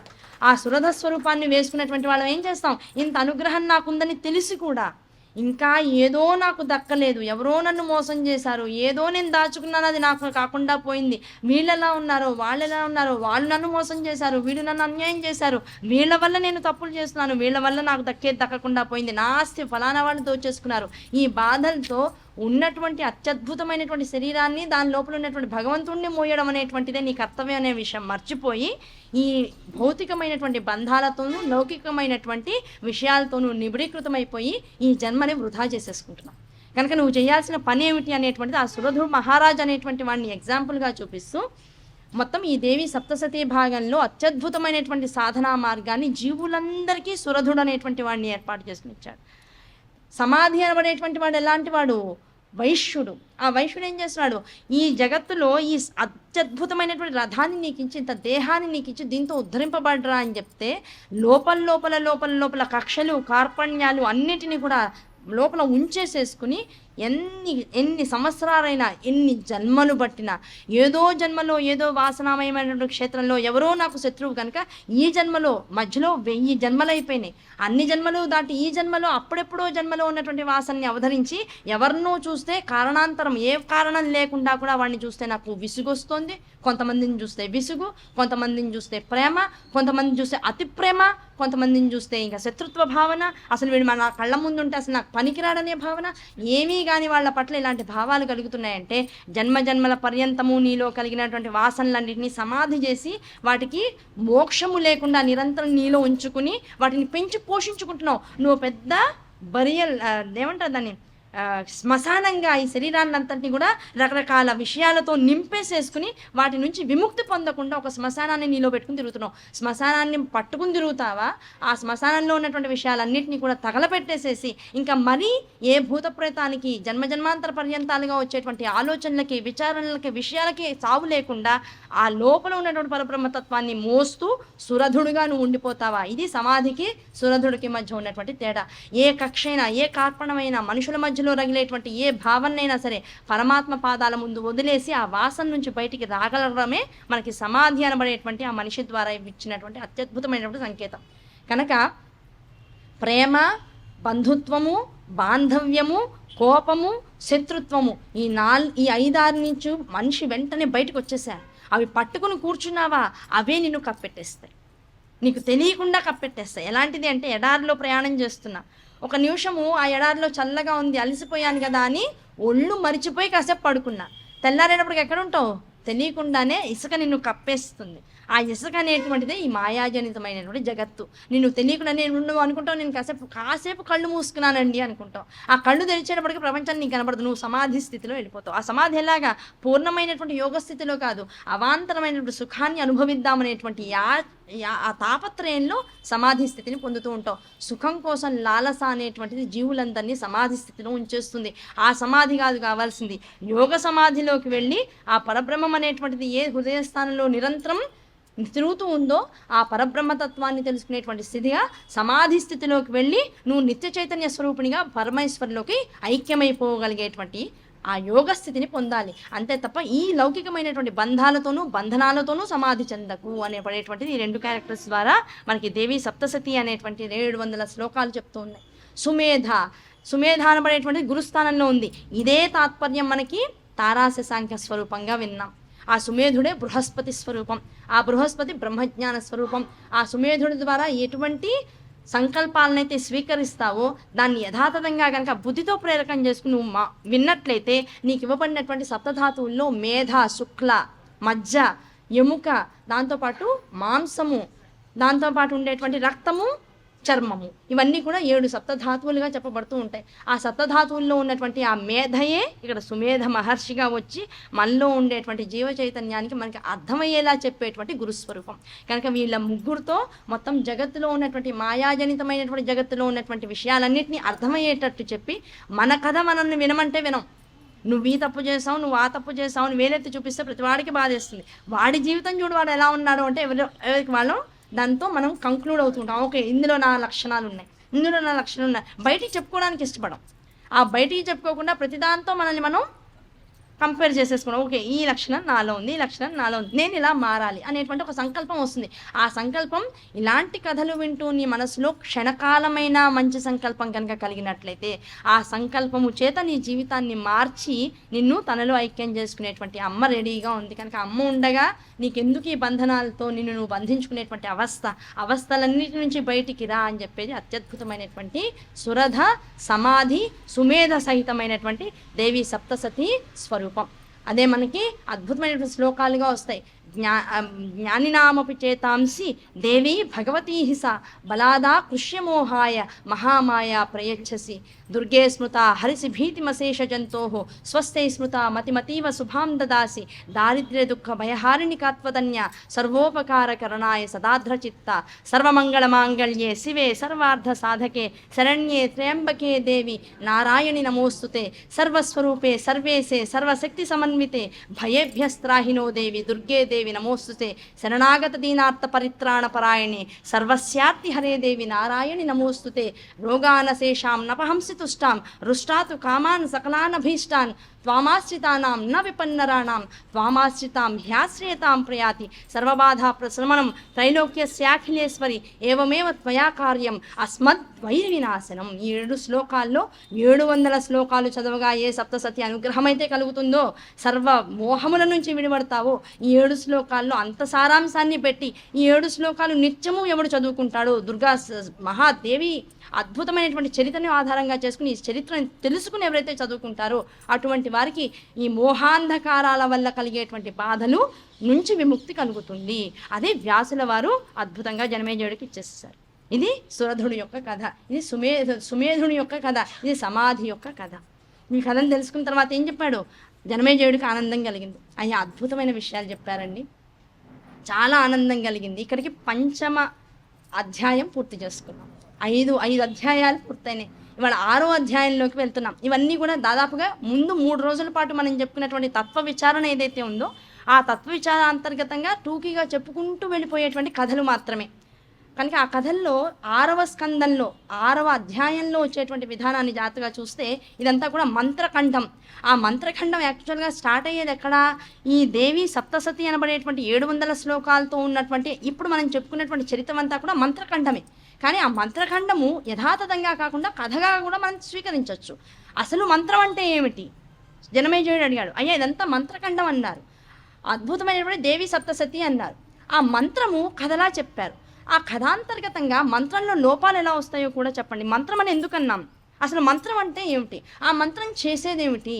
దానివల్ల మంచి జరుగుతుందా, చెడు కూడా జరుగుతుందా, మంత్రాన్ని ఎలా మనం స్వీకరించాలి అనే విషయాలు జనమేజయుడు అడిగేటప్పటికల్లా వ్యాసుల వారు చెప్తున్నారు, అయ్యా మననాత్ త్రాయతే ఇది మంత్రం, నిరంతరం మననం చేస్తూ ఉండి ఎవరి ద్వారా అయితే మనం మంత్రాన్ని స్వీకరించామో వారిని గురుస్వరూపంగా నిత్యం ఆరాధించుకుంటూ వారే మొత్తం సృష్టి స్థితి లయకారకుడు అనేటువంటి భావంతో ఎవరైతే గురువు పాదాన్ని నిరంతరం మనసులో పెట్టుకుంటాడో, ఆ గురువు ఇచ్చినటువంటి మంత్రాన్ని నిరంతరం సాధన చేస్తాడో అటువంటి వాడు జన్మ మృత్యువుల గురించి బయటికి వెళ్ళిపోయేటువంటి అద్భుతమైన యోగాన్ని పట్టుకుంటాడు. అటువంటి వాడు మంత్రాన్ని జాగ్రత్తగా విని తప్పులు లేకుండా జపం చేసేటప్పుడు కూడా ఎక్కడ అక్షరాలు ఖండన చేయకుండా దీర్ఘాలుగా ఉంచి హ్రస్వాలుగా ఉంచి బీజాక్షరాల యందు ఉన్నటువంటి ఆ అద్భుతమైనటువంటి తేజస్సుని తగ్గించకుండా, ఆ చదివేటువంటి విధానంలో ఎక్కడా కూడా తప్పు దొర్లించకుండా, ఆ చదివేటువంటి మంత్రాన్ని జపం చేసేటువంటి తత్వంలో మనస్సుని అటు ఇటు పంపించకుండా శ్రద్ధాళువై ఎప్పుడైతే మంత్ర రహస్యాన్ని పట్టుకుంటాడో, మంత్రాన్ని నిరంతర సాధన చేస్తాడో అటువంటి వాడు జీవన్ముక్తుడవుతాడనే విషయం ముందు కథల ద్వారా నీకు అర్థమైంది. ఆ మంత్రాన్ని మనకున్నటువంటి హావభావాలకి అనుసరించి మనలో ఏవో కష్టాలు ఉన్నాయి, మనలో ఏవో రోగాలు ఉన్నాయి, ఆ రోగాల్లో ఏదో చిన్న తప్పు జరిగింది అనేటువంటి విభాగంలో ఏమైనా చదవడంలో తప్పు చేస్తే ఎలాంటి ఇబ్బందులు వస్తాయో కూడా ఇప్పుడు చెప్పేటువంటి ఖండంలో చెప్పుకుందాం. ఒకానొక సందర్భంలో త్వష్ట అనబడేటువంటి ఒక ప్రజాపతి ఉండేవాడు. త్వష్ట ఆయన పేరు. ఆ త్వష్టకి ప్రజాపతి ఆయన చాలా గొప్పవాడు, అద్భుతమైనటువంటి విద్య, పాండిత్యం, దాంతోపాటు బ్రహ్మజ్ఞానం, ఇన్ని బ్రహ్మమానస పుత్రుడు. ప్రజాపతి అంటే ఊరికే రారు, బ్రహ్మమానస పుత్రులు వాళ్ళందరూ కూడా విశేషమైనటువంటి విజ్ఞానం కలిగినటువంటి వాళ్ళు. ఆ త్వష్ట తనకు తానుగా పిల్లలు లేరు. తనకు తానుగా పిల్లలు లేనప్పుడు ఆయన కోరిక కలిగింది, నాకు కూడా పుత్రుడు కావాలి. ఎలా వ్యాసుల వారికి కలిగిందో అలా త్వష్టకు కూడా కలిగింది. ఆయన ఏం చేశాడు, తన తపోశక్తిని అంతటిని ధారపోసాడు. ధారపోసేటప్పటికి ఏమైంది, గొప్పవాడైనటువంటి పిల్లవాడు పుట్టాలి అనేటువంటి సంకల్పాన్ని మనసులో పెట్టుకున్నాడు. ఆ సంకల్పాన్ని మనసులో పెట్టుకునేటప్పటికల్లా ఒక అద్భుతమైనటువంటి తన తపస్సుని ధారపోసాడు కదా. తపస్సులో ఏముంటుంది, మంత్రం ఉంటుంది. ఇందా మనం చెప్పుకున్నాం ఎన్ని విభాగాలు ఉంటాయి. మంత్రం ఉంటుంది, గురువు ఉంటాడు, దాంతోపాటు సాధనామయమైనటువంటి క్షేత్రము ఉంటుంది. అంటే 3 ఉంటాయి మెయిన్గా మంత్రంలో. ఆ 3 శిరస్సులతో వాడు పుట్టాడు. ఆయన మన తపశ్శక్తిని అంతా ధారపోసి కొడుకు కావాలి అనుకునేటప్పటికల్లా 3 శిరస్సులతో ఒక కొడుకు పుట్టాడు. వాడినే త్రిశిరుడు అనేటువంటి పేరుతో పిలిచారు. 3 శిరస్సులు కలిగినటువంటి వాడు, అంతే, అంతకుమించి పెద్ద కష్టం లేదు. త్రిశిరుడు ఆయన పేరు. ఆ త్రిశిరుడు అనేటువంటి వాడు పుట్టాడు. ఆయన 3 తలలతో పుట్టడంతోనే సద్యోగర్భం తను కోరుకున్నాక తపశ్శక్తిని ధారపోసాడు. తపశ్శక్తిని ధారపోసేటప్పటికీ ఏ ధారపోసేటువంటి తపశ్శక్తి అయితే ఒక అగ్నిహోత్రంగా వెలిగించాడో అగ్నిలోంచి తనంతట తానుగా పుట్టాడు. సద్యో జన్మతో పుట్టేశాడు. అంటే పుట్టగానే పిల్లవాడు పెరిగి 3 శిరస్సులతో బయటకు వచ్చేసాడు. రాగానే పిల్లవాడు అన్ని విద్యల్ని నేర్చుకున్నటువంటి వాడిగా బయటకు వచ్చాడు. వచ్చి తండ్రి నమస్కారం అన్నాడు. నాయన ఆనందం, కొడుగ్గా నిన్ను పొందినందుకు నాకు చాలా ఆనందంగా ఉంది. ఏ తపస్సునైతే నీకోసం ధారపోసానో ఆ తపస్సును మళ్ళీ చేసుకోవాలి. కొడుకుని మెడిసిన్ చదివించాలి. జీవితాంతం సంపాదించిన డబ్బంతా సీటు కోసం ఖర్చు పెట్టేస్తా. ఆ కేవలం సీటు కొంటే అవ్వదుగా, మళ్ళీ 5 ఏళ్ల చదువు అవ్వాలిగా. మళ్ళీ వాడి కోసం ఇంకో సంవత్సరం ఏ హాస్పిటల్లోనో వాడిని డాక్టర్ కింద పెట్టాలిగా. మళ్ళీ వాడు ఎండీనో ఎంఎస్ఓ చేస్తే మళ్ళీ దానికోసం ఖర్చు పెట్టాలిగా, స్పెషలైజేషన్ కోసం. దాంతో ఒక అప్పు మీద ఇంకో 4 అప్పులు చేయాలంటే ఇప్పుడే రిటైర్మెంట్ రాకూడదు. దానికోసం ఇంకో ఆఫీసులో ఎక్స్ట్రా డ్యూటీలు చేయాలి. వీలైతే స్టాక్ మార్కెట్లో రకరకాల షేర్లు కొనాలి. నానా రకాల ఇబ్బందులు పడాలి.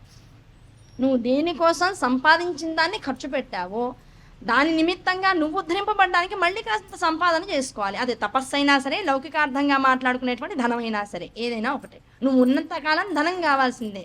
కనుక ఆ ధనం కోసం ఏం చేయాలి, తపస్వికి ధనం తపస్సే, లౌకికంగా ఉన్నటువంటి జీవుడికి ధనం తను సంపాదించేటువంటి కీర్తి ప్రతిష్ట మొదలైనటువంటి డబ్బే లోకం అనుకున్న వాడికి ఆ డబ్బుకి నిరంతరం దాస్యోహం చేస్తూ ఉంటాడు, దాస్యత్వం చేస్తూ ఉంటాడు.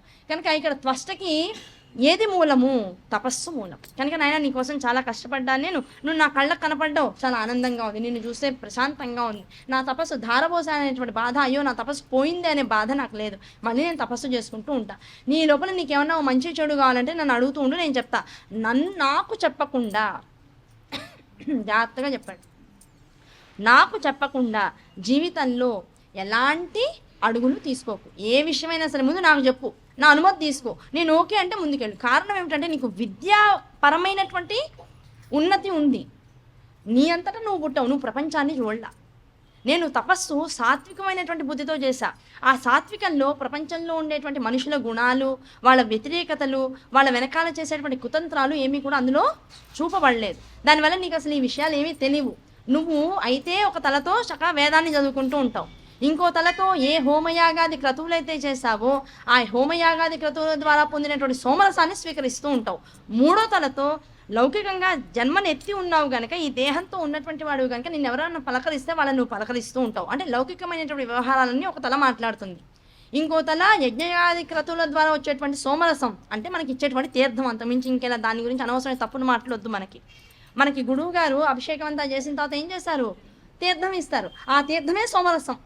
అక్కడ యజ్ఞం జరిగింది, మనం పూజ జరిగింది అనుకుంటున్నాం, కాదు, యజ్ఞం జరిగింది. ఓ మంత్రాన్ని పట్టుకుని నమక చమకాలు, దాంతోపాటు మహన్యాసం, ఓ గంటన్నర 2 గంటల పాటు ఈ శరీరాన్ని నించోపెట్టి చదివి అక్కడ ఉన్నటువంటి ఎదురుగుండా ఉన్నటువంటి మూర్తే పరమ బ్రహ్మ అనేటువంటి భావంతో అలా నుంచుని అక్కడ అందరికీ చెమటలు పోస్తుంటే కూడా మనం తుడుచుకోకుండా కేవలం పరమాత్మయే సర్వస్వం అనేటువంటి భావంతో ఆ బ్రహ్మగారు ఆ లోపల కూర్చుని చేసేటువంటి పూజ ఏదైతే ఉంటుందో క్రతువుగా మనకు కనపడుతుంది, యజ్ఞంగా వారికి అనిపిస్తూ ఉంటుంది. ఆ జరిగినటువంటి యజ్ఞంలో వచ్చినటువంటి సోమరసాన్ని, ఫలాన్ని మనందరికీ ధారపోస్తారు అక్కడ ఉన్నటువంటి బ్రహ్మగారు. కనుకనే ధారపోసేటువంటి వాడు కనుక బ్రహ్మ అయినాడు. ఆ బ్రహ్మగారికి నమస్కారం చేసి మనందరం ఆ తీర్థం తీసుకుంటాం. ఆయన మనం చేయకపోయినా, మనకి మంత్రం రాకపోయినా, అంత లోపలికి పరబ్రహ్మం దగ్గరికి, ఒక మూర్తి వైభవం దగ్గరికి వెళ్ళేటువంటి అర్హత ఈ శరీరానికి లేకపోయినా వారి అనుగ్రహం ద్వారా ఆ ప్రసాదాన్ని ఆయన ముట్టుకుని, ఆయన పాదోదకంగా ఉన్నటువంటి ప్రసాదాన్ని మనందరం స్వీకరించి ఈ శరీరాన్ని ధన్యతను అందించేటువంటి అవకాశం ఆ బ్రహ్మగారి వల్ల మనకు కలుగుతుంది. అవునా కదా? కనుక సోమరసం అంటే అర్థం ఏమిటి? దేవుడికి నివేదింపబడినటువంటి ప్రసాదం. అది రసముగా ఉంటుంది, దాన్ని స్వీకరిస్తారు యజ్ఞం చేసేటువంటి వాళ్ళందరూ. కనుక ఆ సోమరసాన్ని ఒక తలతో స్వీకరిస్తూ ఉంటారట మల్లాన్ని. ఇంకో తలతో నిరంతరము ఆ తల, నువ్వు సోమరసాన్ని స్వీకరించు, లౌకికంగా హాయ్ హలో చెప్పుకో, మాట్లాడుకో, పేపర్లో విషయాలు మాట్లాడుకో, రాజకీయాలనుకో, విద్య అనుకో, ఏదన్నా అనుకో. ఈ తల 24 గంటలు బై 7 వేదాన్ని చదువుతూనే ఉంటుంది. కారణం ఏమిటి? అది తపోధనం వల్ల వచ్చినటువంటి త్రిశిర స్వరూపం. కనుక ఇది నేను చేసే పని. ఈ 3 పనులే నీకు తెలుసు నాయన. తండ్రి చెప్తున్నాడు ఫస్ట్, ఈ 3 పనులే నీకు తెలుసు, ఇంకింత మించి నీకేం తెలియదు. కనుక ఎవరైనా నిన్ను మోసం చేస్తారేమో, నా కొడుక్కి కష్టం కలగడం నాకు ఇష్టం ఉండదు. కనుక నువ్వు ఏదైనా ఒక పెద్ద డెసిషన్ తీసుకునేటప్పుడు నాకు ఒక మాట చెప్పు, అది మంచా చెడా నీకు చెప్తా, నచ్చితే పాటించు, లేకపోతే నీకు నచ్చినట్టు చేయి, నాకు చెప్పకుండా మాత్రం ఏమీ చేయొద్దు అని చెప్పాడు. సరే నాన్నగారు అలాగే, అయ్యో మీ మాట నేను జవదాడతానా అన్నాడు. తన పని తను చేసుకుంటూ పోతున్నాడు. అలా పోతూ ఉన్న సమయంలో ఈ లోపల ఏమైంది? స్వర్గంలో ఒక అద్భుతమైనటువంటి విషయం జరిగింది. ఒకానొక నాడు దేవగురు పాపం బృహస్పతి తన తపస్సునంతటినీ కూడా, తన మంత్రబలాన్నంతటినీ కూడా దేవతలని ఉద్ధరించడం కోసం ఖర్చు పెడుతూ ఉంటాడు. ఒకానొక సందర్భంలో అక్కడ స్వర్గంలో ఒక యజ్ఞం చేస్తూ ఉంటే ఆ యజ్ఞంలో ఇంద్రుడు కాస్త తప్పు చేశాడు. అంటే చేయకూడనటువంటి మాట, మాట్లాడకూడనటువంటి మాట, చేయకూడనటువంటి ఆలోచన, రాకూడనటువంటి భావంతోనూ ఆ యజ్ఞక్షేత్రంలో నుంచున్నాడు. దాంతో బృహస్పతి గారికి కోపం వచ్చింది. నువ్వు ఇలా ఉండకూడదు అని హెచ్చరించాడు శిష్యుణ్ణి. హెచ్చరించినప్పటికీ ఇంకేమొచ్చింది? ఇంద్ర పదవిలో ఉన్నాను, శిష్యుడిగా ఏమన్నా సలహా కోసం వస్తే గురువుగా ఆజ్ఞాపించాలే కానీ, నేను అధికారిగా ఒక రాజుగా అక్కడ నుంచినప్పటికీ ఎంత గురువు అయితే మాత్రం అందరి ముందు నన్ను తిడతాడా అని కోపం వచ్చింది. కోపం వచ్చేటప్పటికి ఏం చేశాడు? రాజు కదా, ఆ రాజుకి ఒక అహంకారం ఉంటుంది కదా, అహంకారంతో స్వర్గానికి వెళ్ళిపోయి అయిపోయింది. ఆ యజ్ఞం అయిపోయింది, వారం అయిపోయింది. ఈ యజ్ఞ క్రతువులన్నీ పూర్తి చేసుకుని బృహస్పతి గారికి కాస్త జపం కూడా చేసుకుని వారం తర్వాత మళ్ళీ స్వర్గం ఆ సభకి వచ్చాడు. వచ్చేటప్పటికి ఇంద్రుడితో పాటు మొత్తం అష్టదిక్పాలకులు కూర్చున్నారు. మిగతా వాళ్ళందరూ తమ తమ స్థానాల్లో ఉన్నారు. దిక్పాలకులందరూ, సభ రంజకంగా జరుగుతోంది. అందులోకి బృహస్పతి వారు వచ్చారు. వారం కిందట నన్ను అందరి ముందు తిట్టాడుగా, ఈయన మనసులో ఇంకా అది ఉంది. ఆ తిట్టినందుకు నేను పలకరించను, నాకు అవసరం లేదు ఇలాంటి గురువు. ఆయన అవమానించాలి, నన్ను అందరిలో అవమానించాడు, నేను కూడా ఆయన అందరిలో అవమానించాలి. ఆయన లోపల నుంచి చూడండి, ఆ పశు లక్షణాలు ఎలా వస్తాయంటే ఇలాగే వస్తాయి. అవడానికి దేవత అయినా కూడా పశు లక్షణం, ఇంద్రియ ప్రేరకం అలా ఉంటుంది. ఏం చేశాడు? గురువుగారు వచ్చారని తెలుసు, తలుపుల దగ్గర నుంచున్నారని తెలుసు, లోపలికి తాను ఆహ్వానించాలని తెలుసు. కనీసం ఆహ్వానించి అయ్యా గురువుగారు రండి అని ఎవరికైనా సైగ చేసి వెళ్ళి గురువుగారిని తీసుకొచ్చి కుర్చీలో కూర్చోబెట్టండి, సముచిత స్థానంలో అనాలని తెలుసు. ఇవన్నీ మర్యాదలని తెలుసు. లేవబోతున్నటువంటి దిక్పాలకు కూడా కళ్ళతో సైగ చేసి వద్దు కూర్చోండి అని చెప్పాడు. కూర్చోమని చెప్పి ఎదురుకుండా గురువుగారు పాపం అరగంట నుంచున్నాడు, గంట నుంచున్నాడు, పిలుస్తాడేమో ఇంద్రుడని చూస్తున్నాడు. మొహం కూడా చూడకుండా తన పని తను చేసుకుంటూ ఊర్వశి మెనక డాన్స్ చేస్తుంటే చూస్తున్నాడు. పాపం నుంచున్నాడు, కోపం వచ్చింది, బాధేసింది. ముందు గురువుగారి కోపం కన్నా ముందు బాధేసింది. ఆ బాధేసి ఇంత అవమానిస్తాడా నన్ను అని ఇంకా విరక్తి వచ్చేసింది ఆయనకి. విరక్తి వచ్చి ఒకసారి ఇంటికి వెళ్ళి తనకు కావాల్సిన 2-3 వస్తువులు శుభ్రంగా పెట్టిలో పెట్టేసుకుని ఎవరికి చెప్పా పెట్టకుండా మాయమైపోయాడు. నా అవసరం లేకపోతుందా, నన్ను గుర్తు చేసుకోబోతాడా, అప్పుడు వద్దానులే, ఎందుకు వచ్చింది, అవసరం లేని చోట, మర్యాద లేని చోట, మనకు గౌరవం లేని చోట ఉన్నందువల్ల మనకు అది ఇబ్బందే కదా. అది ఆత్మహత్యా సదృశం. పైగా మనల్ని గౌరవించని చోట ఉండాల్సి రావడం అనేటువంటిది ఆత్మహత్యా సదృశం. దాని మహాపాపం కనుక అన్నీ తెలిసినటువంటి బృహస్పతి ఏం చేశాడు, అన్నీ సర్దేసుకున్నాడు. భార్యకు కూడా మాట చెప్పలేట, వెళ్ళిపోయాడు. వారం గడిచింది, బాగైంది, అచ్చకచ్చగా అనుకున్నాడు. ఎవరు, ఇంద్రుడు. బాగా నన్ను అందరిలో తిట్టాడు కదా, నేను కూడా అవమానించేశాను. వారం గడిచిపోయింది. ఈ లోపల రాజనీతి చేసేటప్పుడు చిన్న డౌట్ వచ్చింది. ఆ డౌట్ తీర్చుకోవాలంటే ఎవరు రావాలి, ఇప్పుడు గురువుగారు రావాలి. ఇప్పుడు వెతుక్కుంటూ గబుక్కున గురువుగారు, అయ్యో వారం అయింది, 2 వారాలైనాయి, అసలు గురువుగారు కనపడట్లేదు, అలిగి ఇంట్లో కూర్చున్నాడేమో, కాసేపు కాళ్ళు పట్టుకుని నమస్కారం చేసేసి ఇక్కడ తీసుకొచ్చేస్తే ముందు వచ్చి నీ కష్టం తీరిపోతుంది. ఆ కష్టం తీర్చుకోవడానికి ఏం చేశాడు, గబగబా ఇంటికి వెళ్ళాడు. రాజపత్ని ఉంది, గురుపత్ని ఉంది ఇంట్లో. అమ్మ గురుపత్ని, గురువుగారు ఎక్కడున్నారు అన్నారు. అమ్మ గురువుగారా, నీ దగ్గర లేడా నాయనా, ఏదైనా రాజకార్యం కోసం నువ్వే అట్ట పెట్టేసుకున్నావేమో అనుకున్నాను. 1 వారం క్రితం ఒకసారి నీ దగ్గరకు వచ్చారు, యజ్ఞయాగాది క్రతువులైన తర్వాత ఇంటికి వచ్చారు, ఏమిటో సర్దుకున్నారు, ఎక్కడికైనా వెళ్తున్నారేమో అనుకున్నాను, వెళ్ళిపోయారు, ఇప్పటిదాకా రాలేదు, మరి నాకు తెలియదు అన్నారు. ఇదేమిటి, కనీసం భార్య కన్నా చెప్పి ఎక్కడికైనా వెళ్ళాలి కదా, వాళ్ళకి చెప్పకుండా నాకు చెప్పకుండా ఎక్కడికి వెళ్ళిపోయాడు గురువుగారు, మొత్తం అన్ని లోకాలు ఎతికారు. ఈయన మంత్రశక్తి అంతా గురువుగారు ఇచ్చిందే. వీళ్ళు ఏం జరుగుతుందో, గురువుగారు ఎక్కడున్నారో అని తెలుసుకోవడం కోసం ఏ శక్తిని అయితే వాడాలో ఆ శక్తిని తాను హరించేసి వెళ్ళిపోయాడు. తను ఎక్కడున్నాడో తెలుసుకోవడం ఇంద్రుడి వల్ల కాల.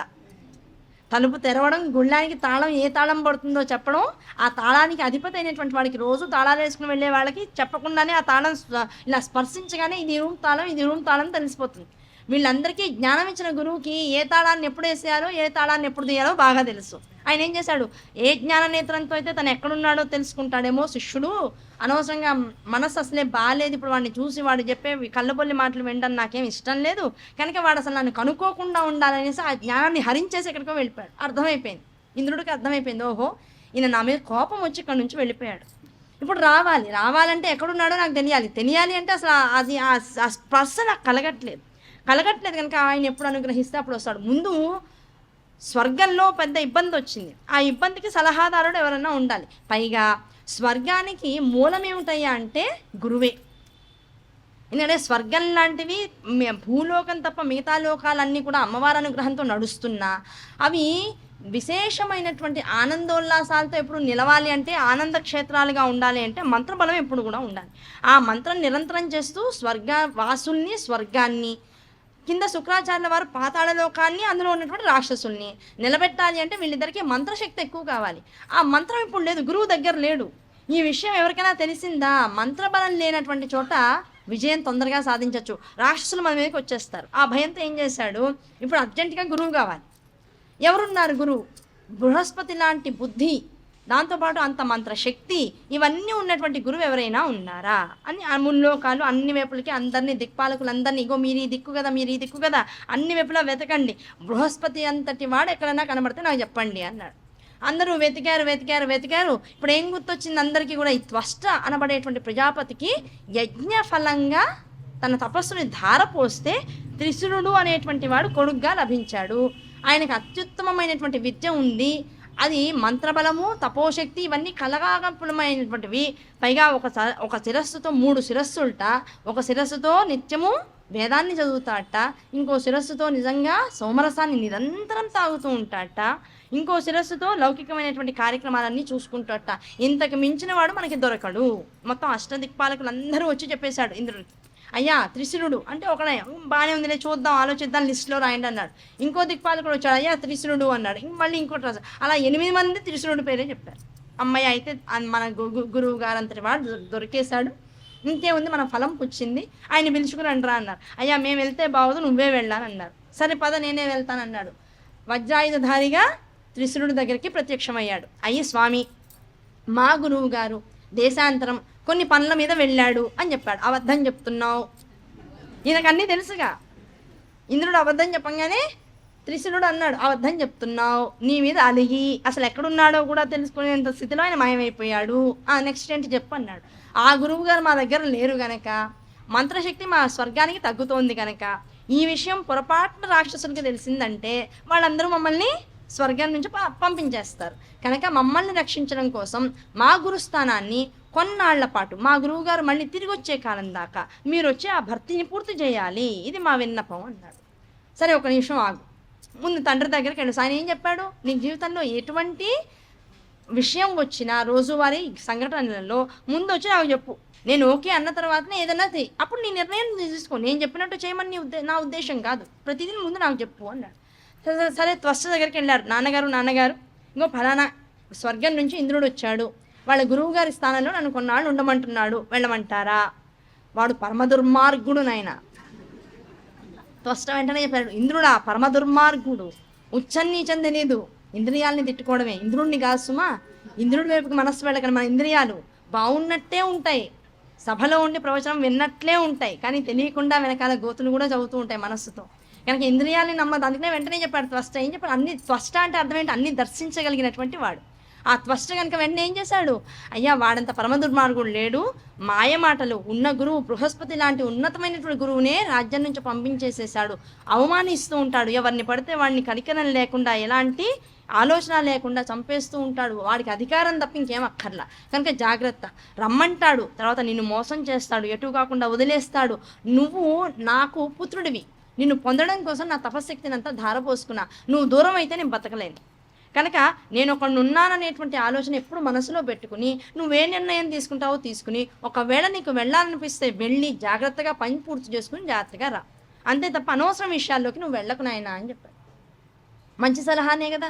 సరే నాన్నగారు ఇంకేముంది, అలాగే చేస్తాను, మీరు అనుమతి అయితే ఇవ్వండి, వచ్చి అడిగాడు కదా, అర్థిస్తున్నాడు కదా, మీరు రావాల్సిందే అంటున్నాడు కదా, కనుక నేను ఒకసారి వెళ్ళొస్తాను. మరి స్వర్గం తన శక్తిని కనుక పోగొట్టుకుంటే అది స్వర్గానికి ఒక్కటికే విపత్తు కాదు, మిగతా అన్ని లోకాలకి కూడా విపత్తునే తెస్తుంది, కనుక స్వర్గాన్ని చూసుకోవడం మన కర్తవ్యం, కనుక నేను ఒకసారి వెళ్ళొస్తాను అన్నాడు. సరే జాగ్రత్తగా వెళ్ళిరా, టేక్ కేర్ అని చెప్పాడు. సరే అని బయలుదేరాడు. వస్తాను అని ఆ బృహస్పతి స్థానాన్ని భర్తీ చేస్తూ స్వర్గానికి వెళ్ళాడు.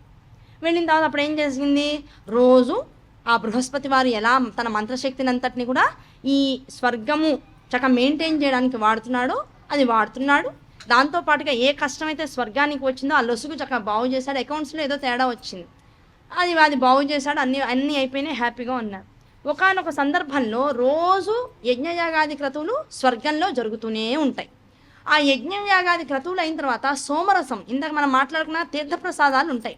ఆ తీర్థప్రసాదాలు అన్నిటికీ కూడా అర్హత ఎవరికయ్యా ఉంది అంటే విష్ణుమూర్తి, బ్రహ్మదేవుడు, శివుడు, ఆయనతో పాటు ఇంద్రాది దేవతలందరూ కూడా ఎవరికైతే ఆయా హవిర్భాగాల మీద అధికారం ఇచ్చిందో విష్ణుమూర్తి వాళ్ళందరికీ అధికార స్వరూపంగా ఎంతెంత వెళ్ళాలో అంతంత ప్రసాదం వెళ్తూ ఉంటుంది. ఓకేనా? దాని ప్రకారంగా రోజు ఆ సోమరసాన్ని పంచడం అనేటువంటి జరుగుతుంది. ఆ సోమరసాన్ని ఎవరికి ఎంత ఇవ్వాలో ఆయనకి బాగా తెలుసు. ఎవరు?